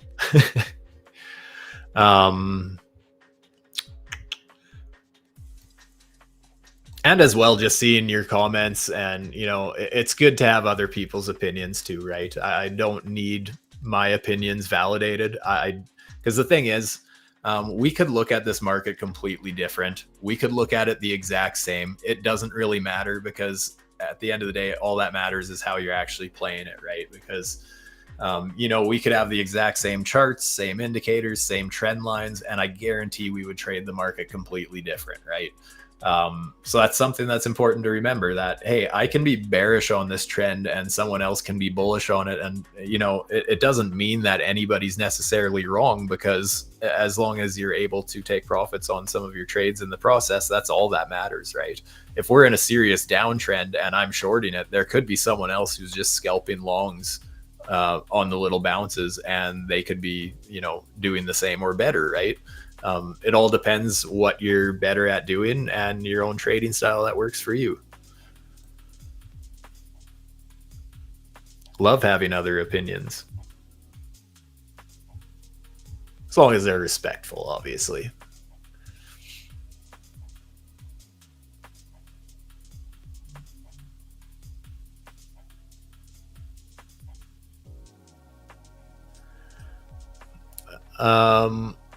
Why not short now a little bit late with a target of 58.3? I'm just because there's a chance we just end up breaking through, right? Yeah, I agree. I think we're going down towards that level, but also understand that I generally use. I guess I could tone down my leverage a little bit, but I just feel like I missed my opportunity, right? Because even if we don't end up getting to this level, had I taken a proper short at the proper level, then I would have been able to take profits along the way, right? And I would already be risk free. And being I feel like I missed that opportunity, I just don't want to open myself to unnecessary risk. Especially, like I said, I'm already in a ton short anyways, so I am in a different position, so I'm not desperate to get into a second one. I still really want to see what happens on the 5 minute more so. I feel like the 5 minute has been respecting structure so well recently that, and I just feel like there's more time to react and everything, right?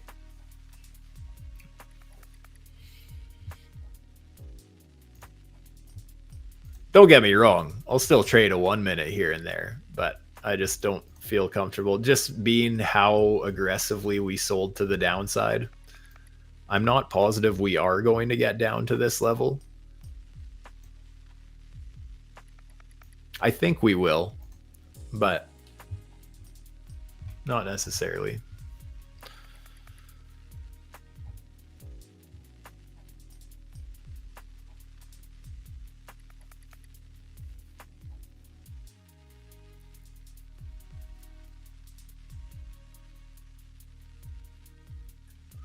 Do I look at moving averages? No, not so much, other than whatever moving average this is on the Trendmaster indicator I have.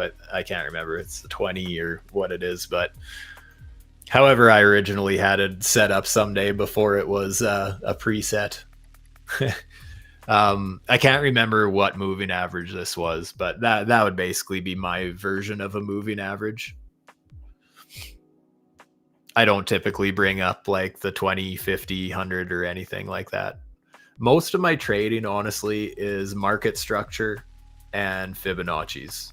Basically, a break of a high or a lower high, for example, and then finding that Fibonacci pullback and entering long, or, you know, breaking lower low and then getting a pullback up towards those Fibonacci levels looking for a short.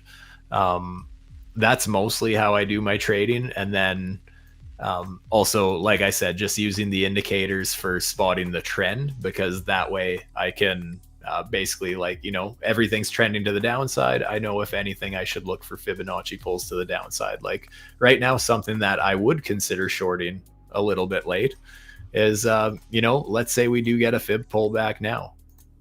Let me just erase a couple things. Being we got this higher high signal print. We ended up dropping this higher low here, so we might have some bearish structure here.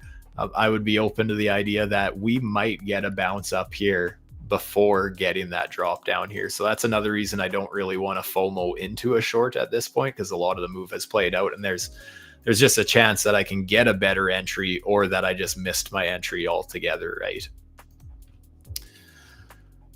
But yeah, the auto charting tools, basically, I really like I said, basically for me, it comes down to market structure first. I always think price action is first and foremost the most important. From there, I like to basically find out which way the market is trending. And that's where I start looking for, oh, which way are some of the signals trending and that kind of thing.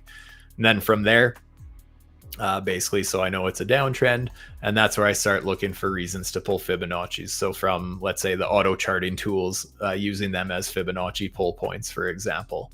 That's kind of how I like to use them together, pick the direction that I'm trading, and so on.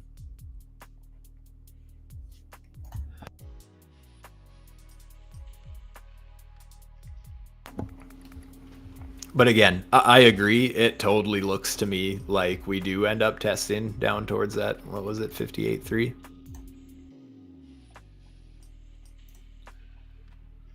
Yeah, 58.3, maybe even 58.1, something like that. Wouldn't be all too surprising. I think we're on our way there. It's just, yeah, like I said, I either missed my optimal entry or I get a pullback and then I can get in closer to that optimal entry again, just to have a tighter invalidation level, basically.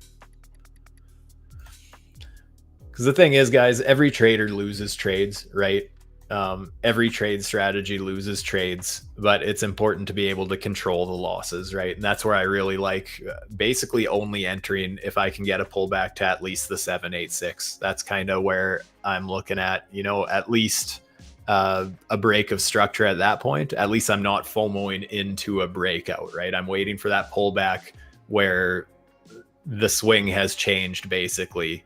But it's a nice tight invalidation.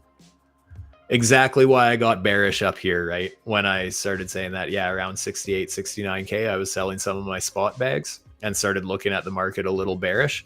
It's because, you know what? Invalidation was so tight, right? When we ended up breaking this low, setting a lower low here, I know this looks microanalyzed because it kind of is, because it's a range, but like I showed without the wicks, this was a higher low. We lost that support. So we actually started setting lower lows, and we were still getting those pullbacks. So we set that lower low, we get that pullback, and that's where your invalidation is so tight, right? People were telling me I was an idiot for getting bearish at this level. Well, but my invalidation is just up here, right? So I can, it's a very small loss. If I have to buy back some of my bags at a bit of a loss, that's totally fine. Instead, I was able to notice that, hey, the risk reward is better to the downside here, especially with everything showing in the charts. On the way down, I may as well at least trade the downtrend as a hedge, because like I said, I still have most of my spot, but trading to the downside has been a beautiful hedge, and my trading account could not thank me enough for switching my bias. A lot of people have been constantly calling for, FOMOing into all-time high breakout and stuff like that, just constantly. And not only FOMOing into those levels, but FOMOing into them at the exact wrong time, right? Like this, I'm pretty sure this was right when that Trump speech happened. And people were telling me, don't be bearish, Trump speech. Yeah, it was the perfect sell the news event. We traded right up to the 886 perfectly. Everyone FOMO'd into resistance once again, like people always do, right? Because people love buying into resistance and selling at support. It's just what people like to do. Well, I shouldn't say they like to. It's just a natural instinct. But yeah, that's just basically what led me to get bearish here was, well, my invalidation's so tight. So who cares if I'm wrong? Consider it a small loss.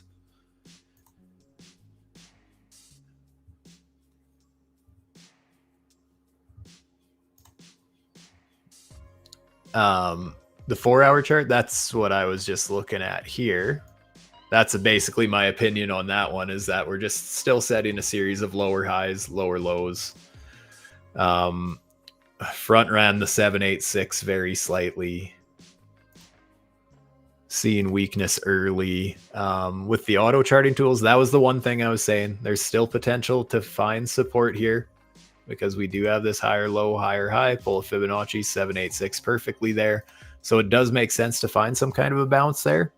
But I'm just a little bit concerned.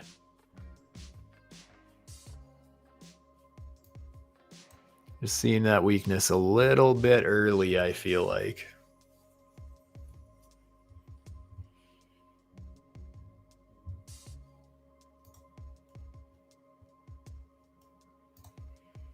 RSI and oversold again, but that doesn't necessarily mean oversold, right? In a downtrend, that could just mean that there's a lot of sell pressure. Relative strength index.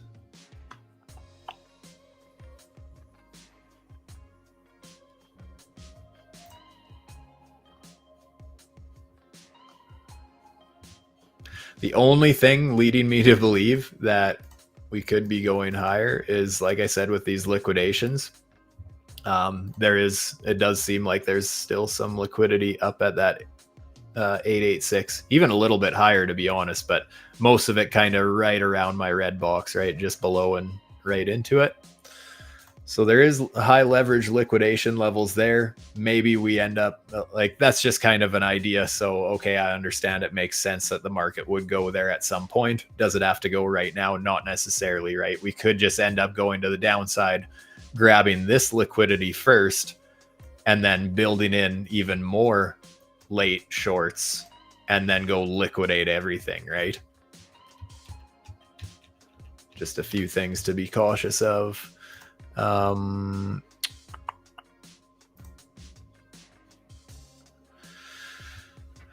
Trendmaster indicator on the 4 hour still technically has lower sell signals. You can see we had this sell signal, we had a lower sell signal, we had this buy signal, and a slightly lower buy signal. So we do have those signals still trending to the downside. See if we get another lower sell signal. Ooh, that could be a rough sign.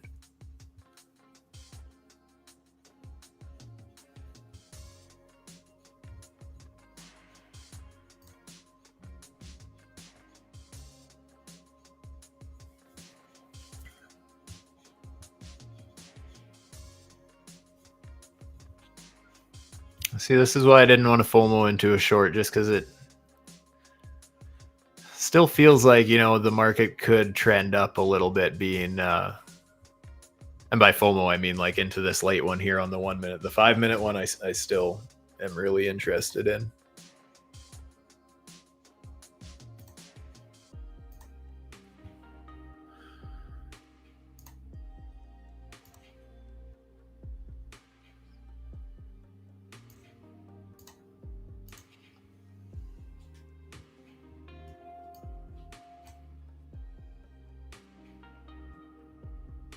Yeah, I still think I'm going to wait for a 5 minute setup. I don't feel like being glued to the 1 minute because I'm probably going to wrap up here relatively soon, guys.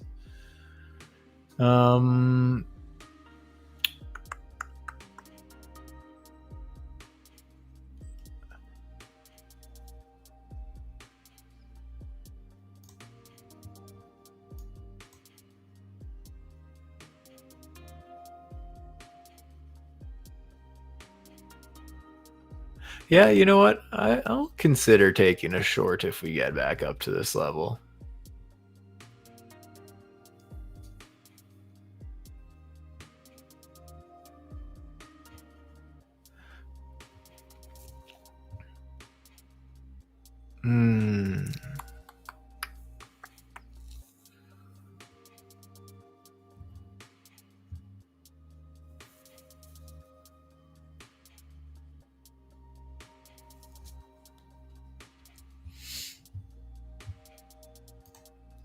Just to map out my potential support box, just so I pay attention to it tonight. Got my medium, or this is the, I'm going to make this one yellow just to remind myself it's only the 1 minute resistance, whereas the red is my 5 minute, I believe. Yes, there we go. I like to color code different time frames. Just helps keep it clear.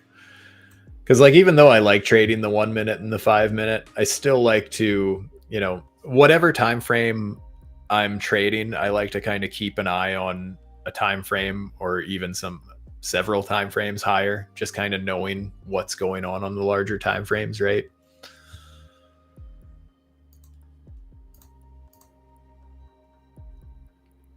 So I like having my 1 minute and my 5 minute mapped out here.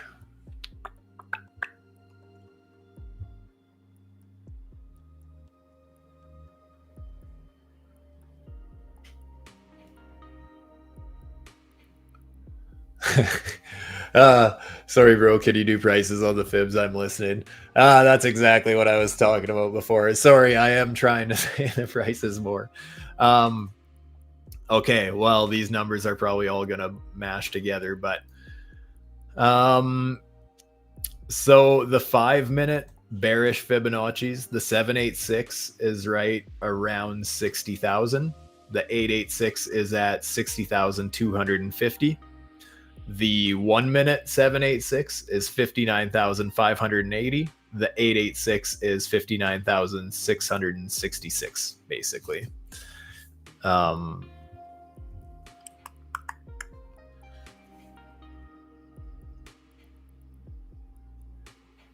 Yeah, it's such habit to I just look at these fibs or this level, and I never actually, I rarely actually look at the price other than the macro. Someone's requested,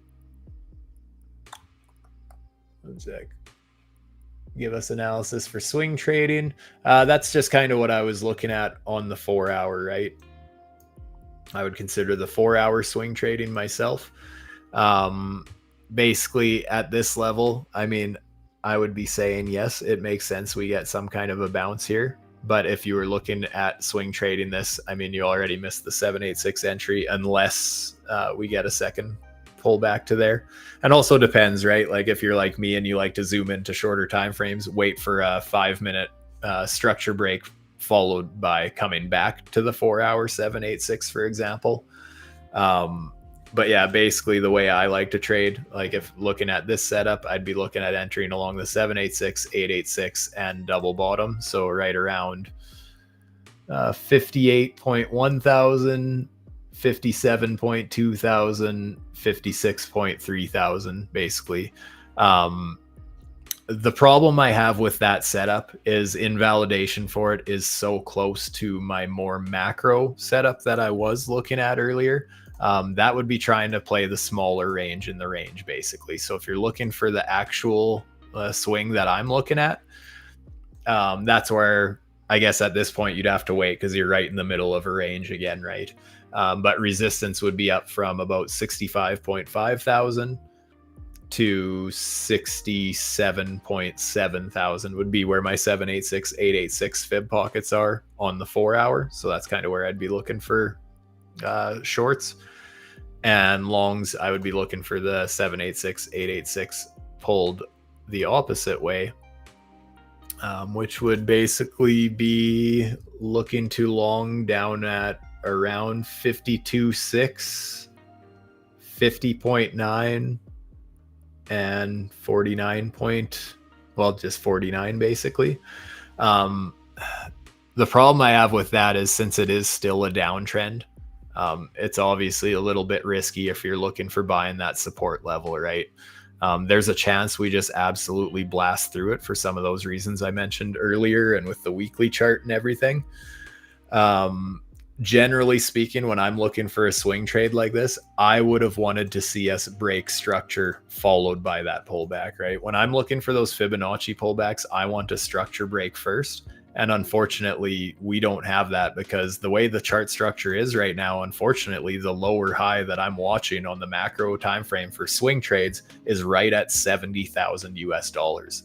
That is a very far way away from right now.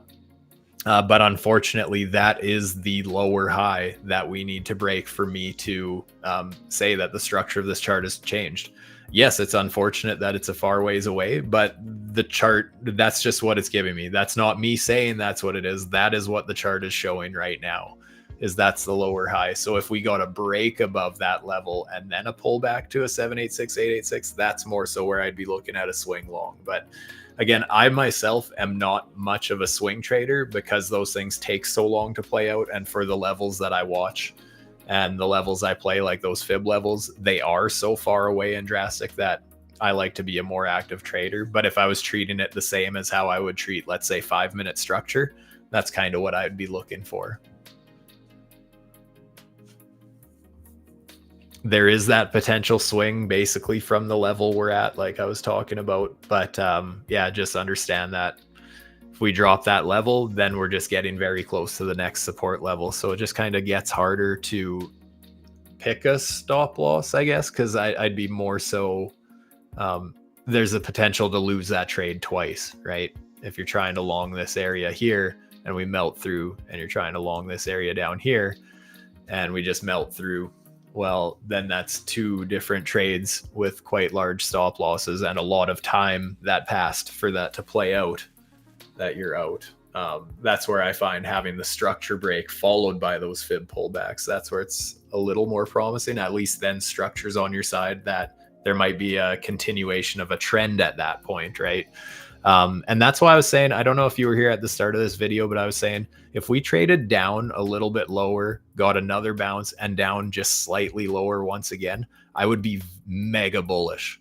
I know that's where a lot of people get mega bearish, but if we had something where we set a new lower low, got a much smaller bounce, let's say something like this, and then set a lower low, we now have a nice tight invalidation, right? Like I'm saying right now, my invalidation's way up here. If we got this kind of a structure, we have nice tight invalidation where if we get a structure break of that and we get some sort of a fib pullback, that's where I'm going to be mega bullish on the macro trend. But as it stands right now, there's just not a good invalidation as far as like the full swing goes for me.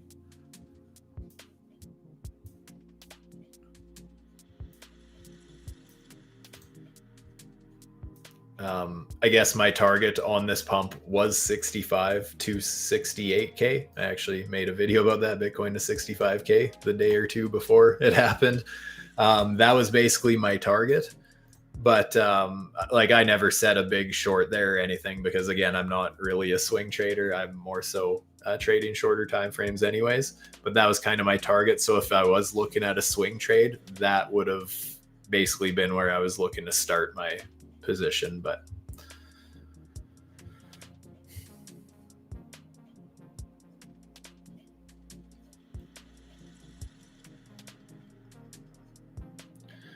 so that's the thing, right? Like, even though I don't generally trade the longer time frames, and a lot of people here probably only trade the shorter time frames, understand that market structure generally works the same, right? When you have those structure breaks, it's quite often you end up pulling back to those 786, 886, and so on. I treat market structure the same on every time frame. It's just that I more so trade the 5 minute and the 1 minute because I actually find like I have less FOMO on the shorter time frames because let's say something slips past me on the 4 hour and all of a sudden 4 or 8 hours has gone past and I missed my entry and all of a sudden the price is really getting away on me. I mean, it's pretty hard to enter, especially when I do mostly trade with higher leverage. I find it's easy to FOMO in at a not proper level because you think you might have missed your entry, for example. Whereas on the shorter time frame, like what just happened with me on the stream on the 1 minute chart, I missed my position and I really don't care because I'll just find one later or tomorrow or whatever, right?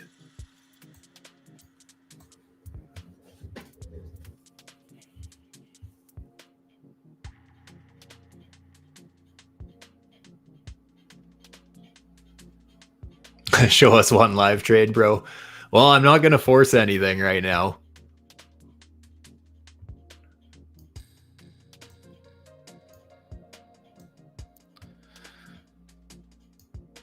Some of my previous streams here, I have definitely shared some live ones. Actually, I think it was my last stream where where was it?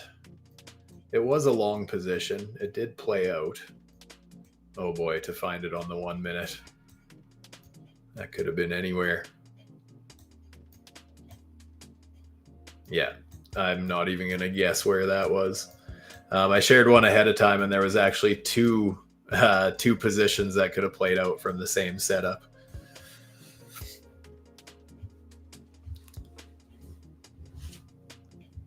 It kind of looks to me like it's going to bounce here a little bit.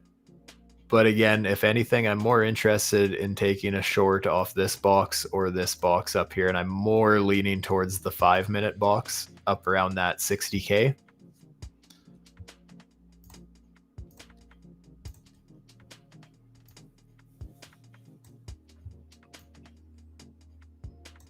The reason why I say that I think it's absolutely possible it trends up now a little bit is just because, again, this is going to be micro analyzing. But check this out as we trend to the downside.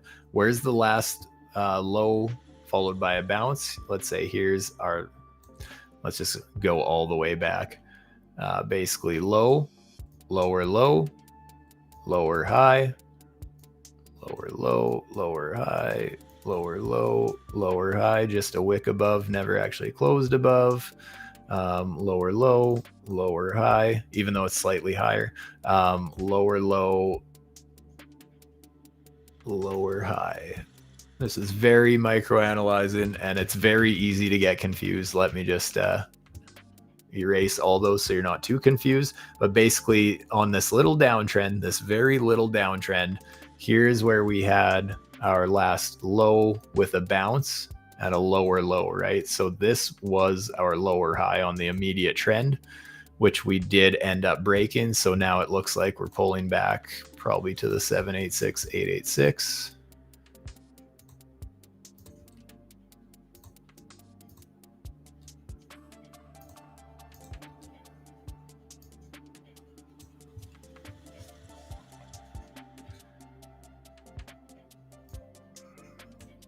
So I think it makes sense that we very well could come find support here, but I'm more so interested in playing the short side of things.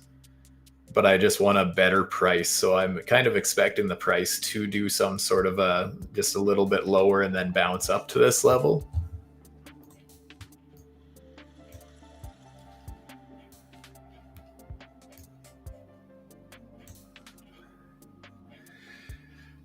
If this with the auto charting tools was a higher low rather than a lower low, I'd also be more interested in actually playing that scalp. Or how big a move is that? 59,000 and 15 up to 59,000. A $250 move on that little scalp. From the 786 up to the 214, if you played something like that.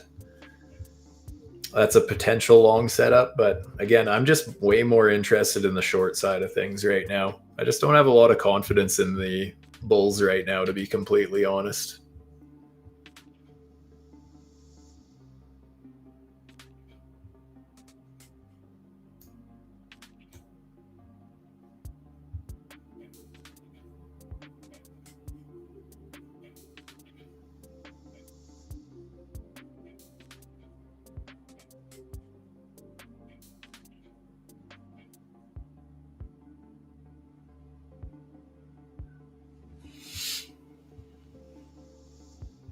Solana, I'll take a look at Solana in a few minutes here.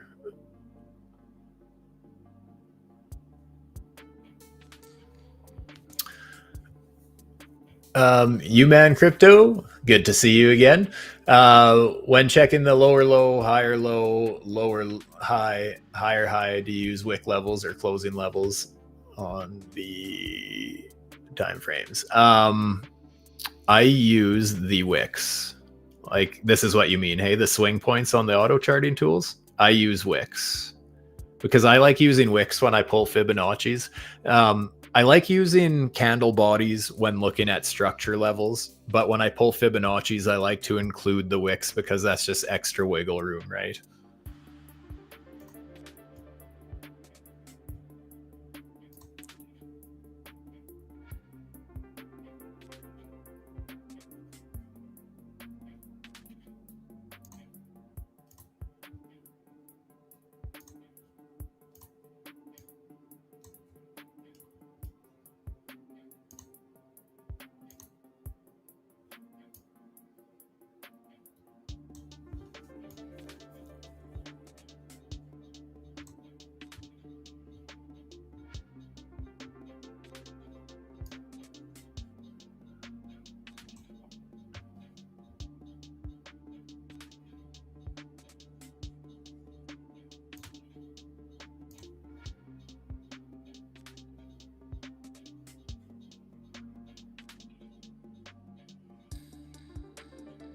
Actually, you know what I don't like about this bullish scenario?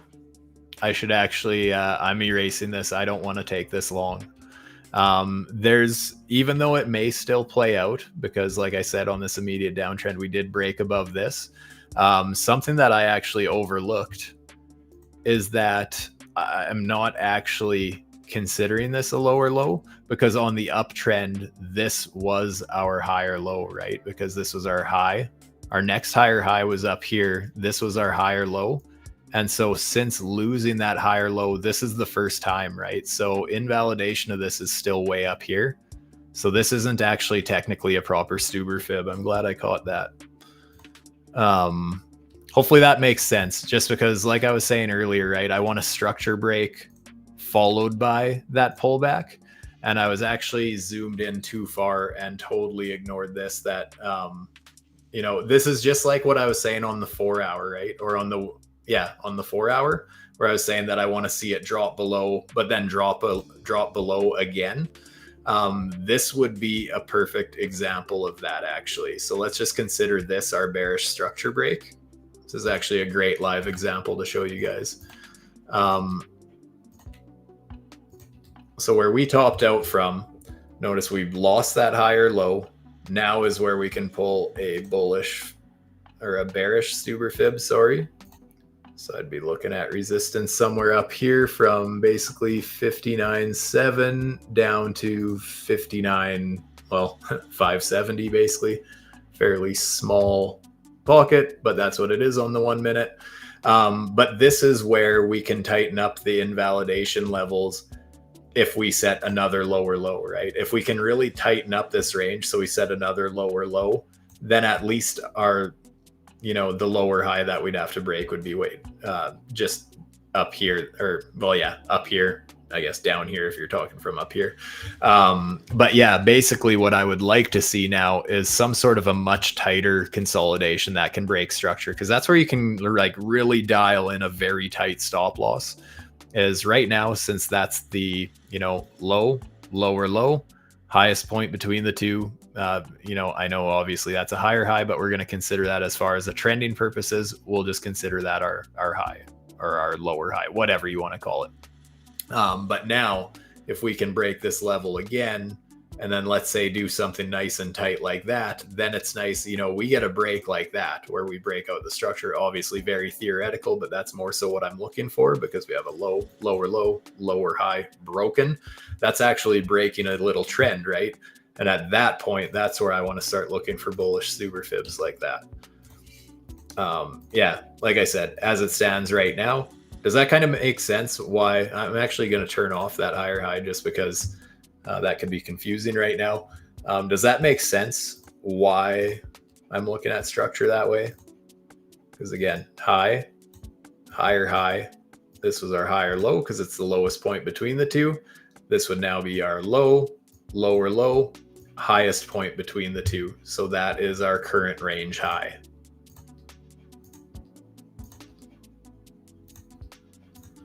So basically the goal is to try and short near the range high and try and long near the range low, right?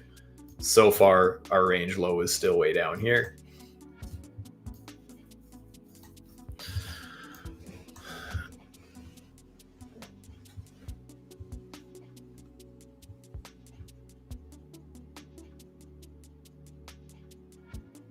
Hopefully that all makes sense. I know, like, jumping around on the 1 minute, obviously it can be a little overwhelming, but hopefully it makes sense how I'm breaking down how I'm looking at structure here. Like I said, things can look very similar and be completely different, right?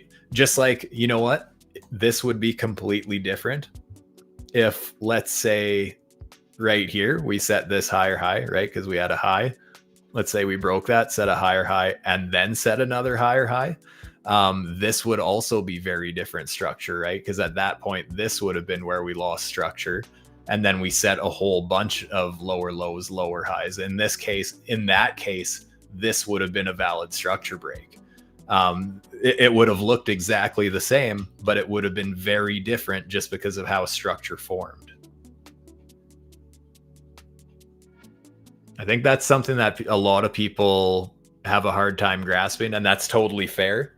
Maybe that's just something, from trading for years, something that you notice over the years. But yeah, structure, the chart can look one way and be structured a totally different way than how you're seeing it, just by a few very small, very key differences.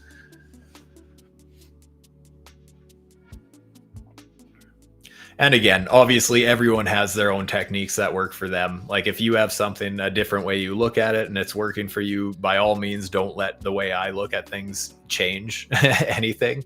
That's just how I look at market structure. Those are the setups that I like to pick. Yes, obviously we're going to take different setups from one another, right? But that's just kind of what's on my radar, what I look at when I'm looking for those structure breaks.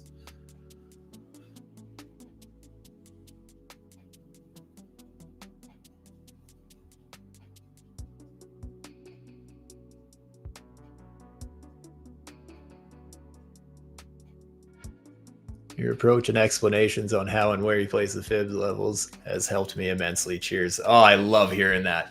Thank you for the feedback. And also, I appreciate, yeah, I saw you were commenting on my personal videos too. Appreciate it. I'm obviously have my own small channel, and I notice each and every comment and like and subscribe and everything. Always appreciate getting your feedback, good or bad, right? Like I said, a lot of people have told me, you know, I got to say the price levels more. That's totally fine. I'm open to constructive criticism. But yeah, I just aim to hopefully help you understand how market structure works a little better, show some of my favorite indicators here, how I use them, how I develop strategies with them, and that sort of thing.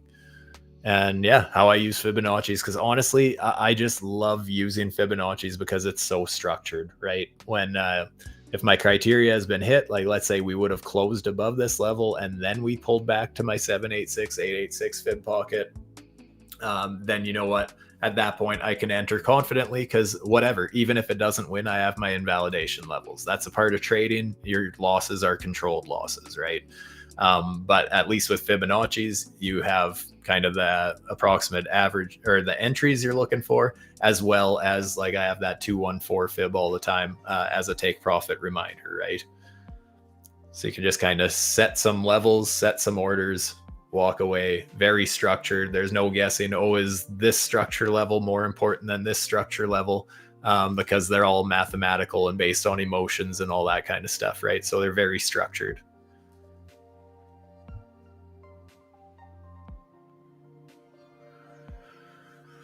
Unemployment claims tomorrow. Is that the reason for the drop today? Honestly, couldn't really tell you what caused the drop today. Like I was saying on the 5 minute, the indicators kind of pointed out that we did have a downtrend. Sorry, I really think the only reason why we saw this down swing today, why we saw this big rejection, is because at the end of the day, we just got very close to that 786 fib level, right? Around that 65K. I mean, it got front run very slightly, but a nice round number like 65K. I mean, it does make sense why it got front run. And I just think that that's where we saw structure change. Like I said, when I bring up the indicators, the trend master indicator on the 5 minute, it just started printing lower sell signal, lower buy signal. So just showing a beautiful trend. And then we just ended up getting our breakdown, right? Basically a classic Bart Simpson pattern.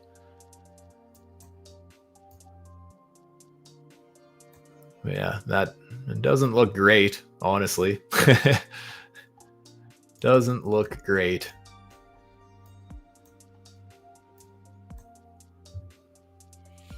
Nvidia earnings tomorrow. Nice, nice. When it comes to things like the unemployment claims and, you know, FOMC meetings, you know, all every time Jerome Powell talks, and any sort of those, even the hyped events, right? Like when Trump's speaking, when Elon's speaking, all those kind of events. A lot of people try and assume how that's going to affect the market, and they try and trade that ahead of time. The way I look at it, honestly, you guys, is just a reason to stay out of the market for a few hours. Let that volatility calm down. Let the chart decide what way it's going to start trending, and then start looking for entries. So yes, I do consider big events like that, but honestly, I don't really care what the outcome is, because no matter what the numbers are, no matter what anyone says, there's like to sit here and say that it's easier to understand the whole global economy rather than a few lines on a chart. Like a lot of people are trying to use that as an edge when there's so many things and so many corners where you can make a mistake analyzing the economic fundamentals. I just try and avoid it because I don't know how certain things are going to affect the market, because honestly, it doesn't seem to matter. All that matters is supply and demand. So anything can happen no matter what the numbers are or anything, right? So that's just where I like to stick to chart structure basically. But I do like to pay attention to when they are, like I said, just to understand that there's probably going to be volatility coming. Like if you are going to trade, keep a stop loss tight, have take profits, take profit orders set. Don't wait around and think, oh, I'm going to see how it reacts to this level, because in those kind of volatile times it can come and go very quickly, right? So that's more so why I pay attention to those kinds of things. Oh, right, I was meaning to look at Solana.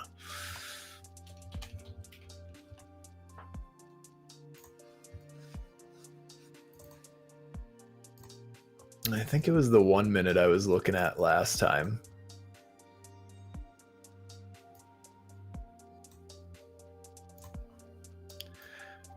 I know I was looking at this for somebody else recently, I feel like, or on one of these streams. Maybe it was you. Yeah, what do we got going on here?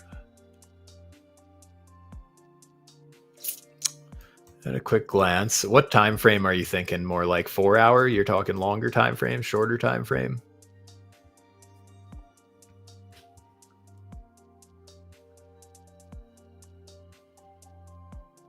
Well, you can see where we lost structure here on the 4 hour. You can see that we had this high. Notice we have a slightly higher high. That confirms our higher low. Higher high, higher low. We end up breaking that level, short little pullback, and absolutely dump to the downside. Then notice that down here, we end up setting this, I guess, would be the lower high on the trend. End up breaking that. Honestly, we're not holding as well as I would have hoped after that. You can see that we ended up losing this. Hopefully that makes sense for you guys. So we ended up breaking this downtrend, and then we start forming this uptrend, right? Basically I'd be looking at this as our higher high, and yes, this is going to be very micro analyzing again, but just playing it for what it is. Higher high, and we did technically close candle bodies higher than these candle bodies. So that's kind of where, you know, we lost this support, and that's where I'm looking at this as potentially flipping to a downside move, right? Just a bit of a shift in trend. So then if that's where we lost our trend, then we just basically start chasing the price with our Fibonacci's, right? So just chasing the price and waiting for when do we hit the 786, 886. Well, you can see we pretty much filled it perfectly, even went slightly higher, but all the candle bodies respecting that fib pocket perfectly. But yeah, now from here, I guess I would want to see at least some sort of, actually something that I would love to see that could be bullish, since like I said, we did end up breaking this structure, right? We could look for a bullish super fib down here now. So pull it from this level, since we did break. So this is confirmed as our range low. Let's pull it to where we've topped out so far. Basically, I see reason why Solana could go down significantly if it is going to test the 4 hour Stuber fib pocket. I mean, that's all the way down at the 786 is at $120.86. And the 886 is at $115 and approximately 40 cents. So that is a significant move to the downside, but there may be some very nice buys on Solana in the near future. I think that largely depends on what Bitcoin does. I think if Bitcoin absolutely drops off a cliff, then yeah, it makes sense. Obviously, altcoins probably do the same.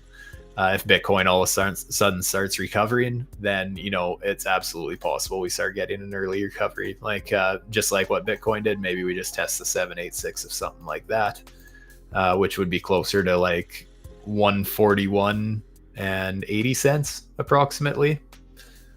There is some potential support there all the way down to about $139, and the range low for that mini range inside the bigger range would be at around 136 US dollars. There's a lot of scary signs in the market, in my opinion. You know, there's just a lot of potentially really low targets for a lot of things. Not to say we have to get there, but it's just something to be aware of. I would have felt better if these highs here would have got above this high. I would have felt significantly different about it, because again, if we would have broke that, we would have had a higher high, higher high. In that case, I would be very interested in playing something like that, looking for that 786 at around $143. But we did not get that structure. We did not get that structure break. So there's nothing saying that, there's nothing warning me that this trend is going to continue to the upside, because we got shut down at resistance. We never broke above it and then pulled back. That's a very different thing.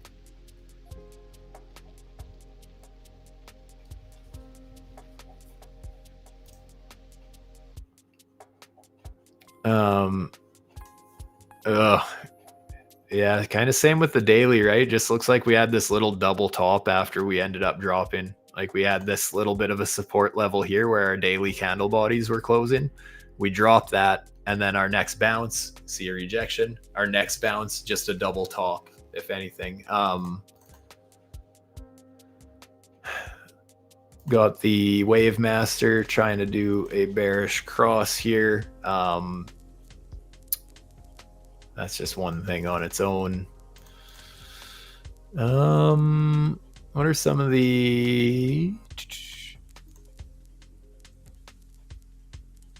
Ooh, something I don't like with Solana right now on the daily chart, not gonna lie, is this is lower trending buy signals and lower trending sell signals. Just, that's just one of those things that using these indicators as a little bit of, risk management, just looking more so at a warning here. There's some signals here that are technically trending to the downside here. So just something to be a little bit cautious of. 4 hour. I mean, I'd be shocked if we never saw a lower sell signal come into play on the 4 hour at this point. I feel like any candle now, we might see that. So far, we don't. I mean, technically, this is still a higher buy signal, as well as higher sell signal, higher buy signal. Where did that would have printed up here? So it only got a small move to the upside before trending back down. Yeah, there's just there's a few red flags, not gonna lie.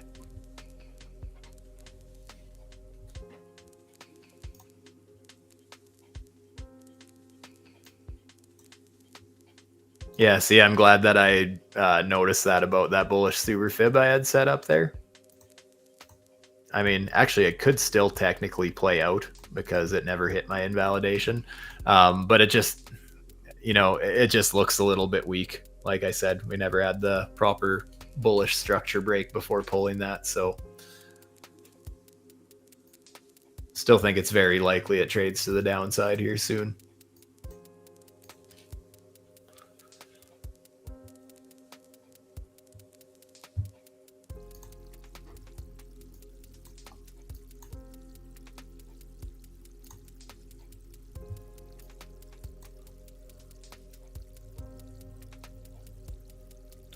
Yeah, still really want to get up to these levels.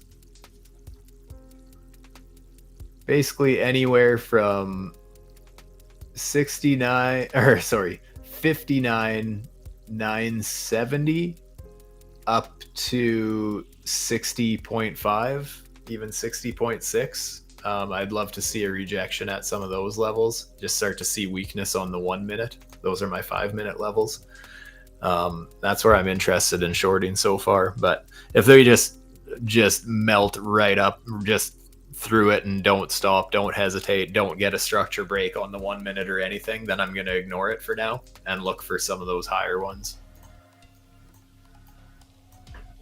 That being said, if all of a sudden this indicator, the auto charting tools, starts printing new lower high signals, like, you know, it's actually possible it still prints one here or something like that in the near future. I would consider also taking Fibonacci pulls from that level and looking for a short that way. I would also consider that if we're still going to be showing lower lows and lower high signals printing, they're still trending to the downside. I will consider looking for bearish pulls there to short.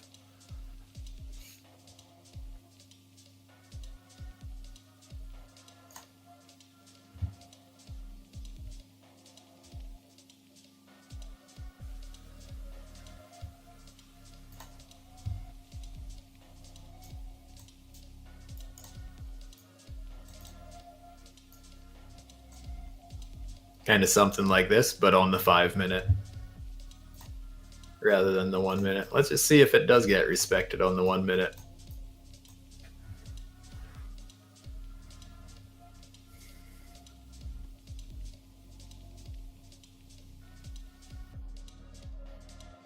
Being these candles never even closed below this wick back here, I still think it's possible this plays out like more of a double bottom and we do get up towards this yellow box here. Up around 59.6. But we'll see.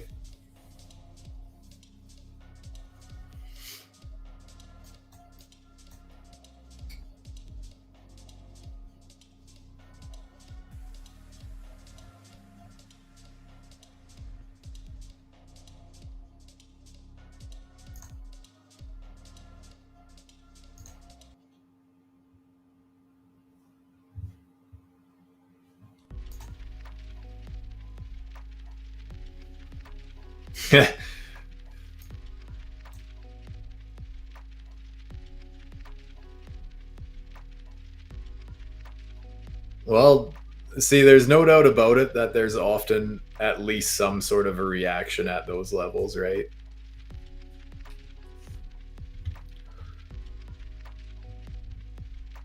Like pinpoint accurate right to the 786. Nothing saying we don't just blast through it yet, but that's why I love those fib levels so much. You just so often see a beautiful, you know, just a pinpoint accurate touch like that, and why I use the auto charting tools to kind of use that to help me map that out. But again, I more so want to look for this on the 5 minute rather than the 1 minute.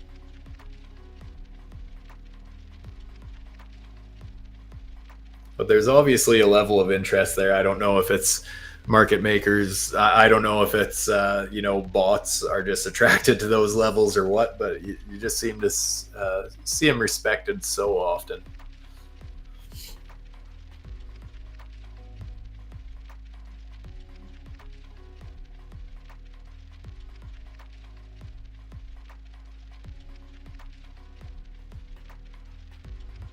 Then obviously, if you did take a scalp off something like this, then your range target is the 214, right? And then from there, if it keeps going, that's where I'm looking for the bigger swing, 786. And just to outline again why I use the 214. So if I just pulled the opposite fib from where we've currently topped out, notice that the 214 is just front running the 786, right?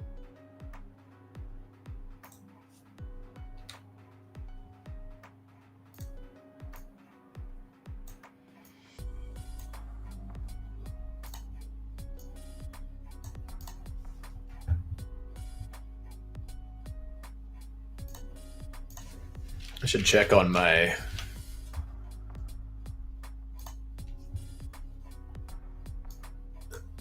get back to the 1 minute on my oh boy.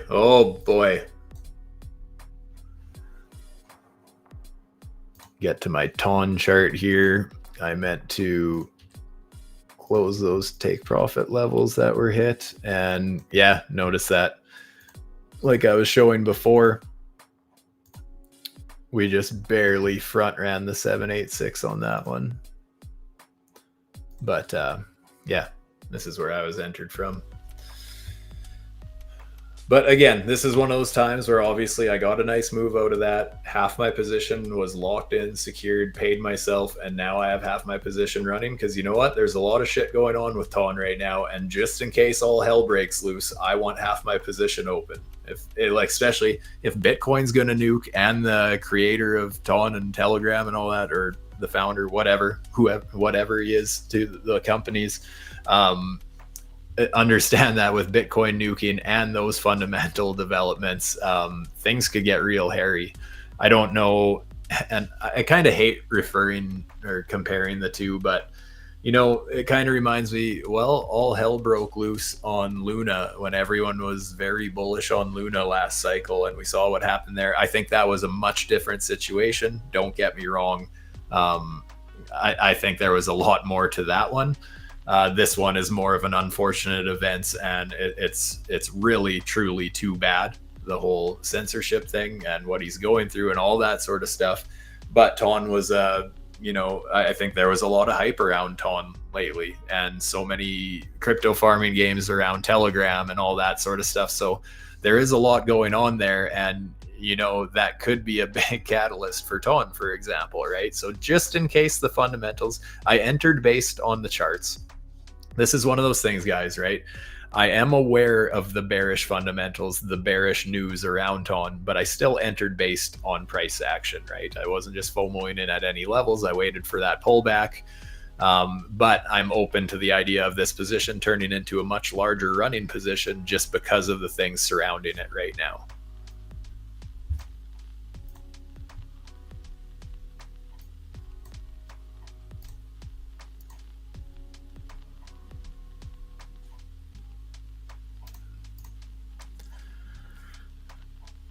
Getting very close to that Stuber target. I would call the 214. Well, it's at, if this is pinpoint accurate, 58,984. I would basically call it 59. I would actually be front running 59 a little bit if I had taken that. But just this just goes to show, guys, right? Like I said, I just have this bearish structure. We have lower lows and lower highs printing on the auto charting tools. Pull a Fibonacci, we test the 786 pinpoint accurate and get that rejection from there. So just a beautiful strategy that I like using. But again, maybe I should be trading the 1 minute more so today. Waiting for that 5 minute trade setup hasn't happened, and I missed a couple on the 1 minute. But it is what it is. Either way, valuable lessons here, right?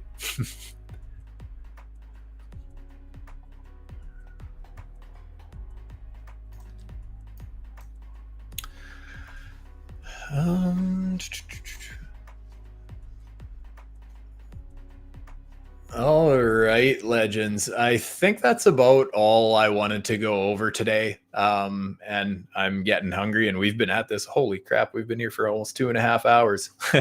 Well, time flies when you're having fun. So I can't thank you guys enough for being here with me. Like I said, I appreciate you all being here, and it helps me talk through my emotions and kind of keep a level head what I'm looking at and all that sort of thing. So I really like doing these with you guys. I really hope that you guys take something beneficial from these live streams, how I'm looking at market structure, how I'm looking at indicators, all that sort of stuff.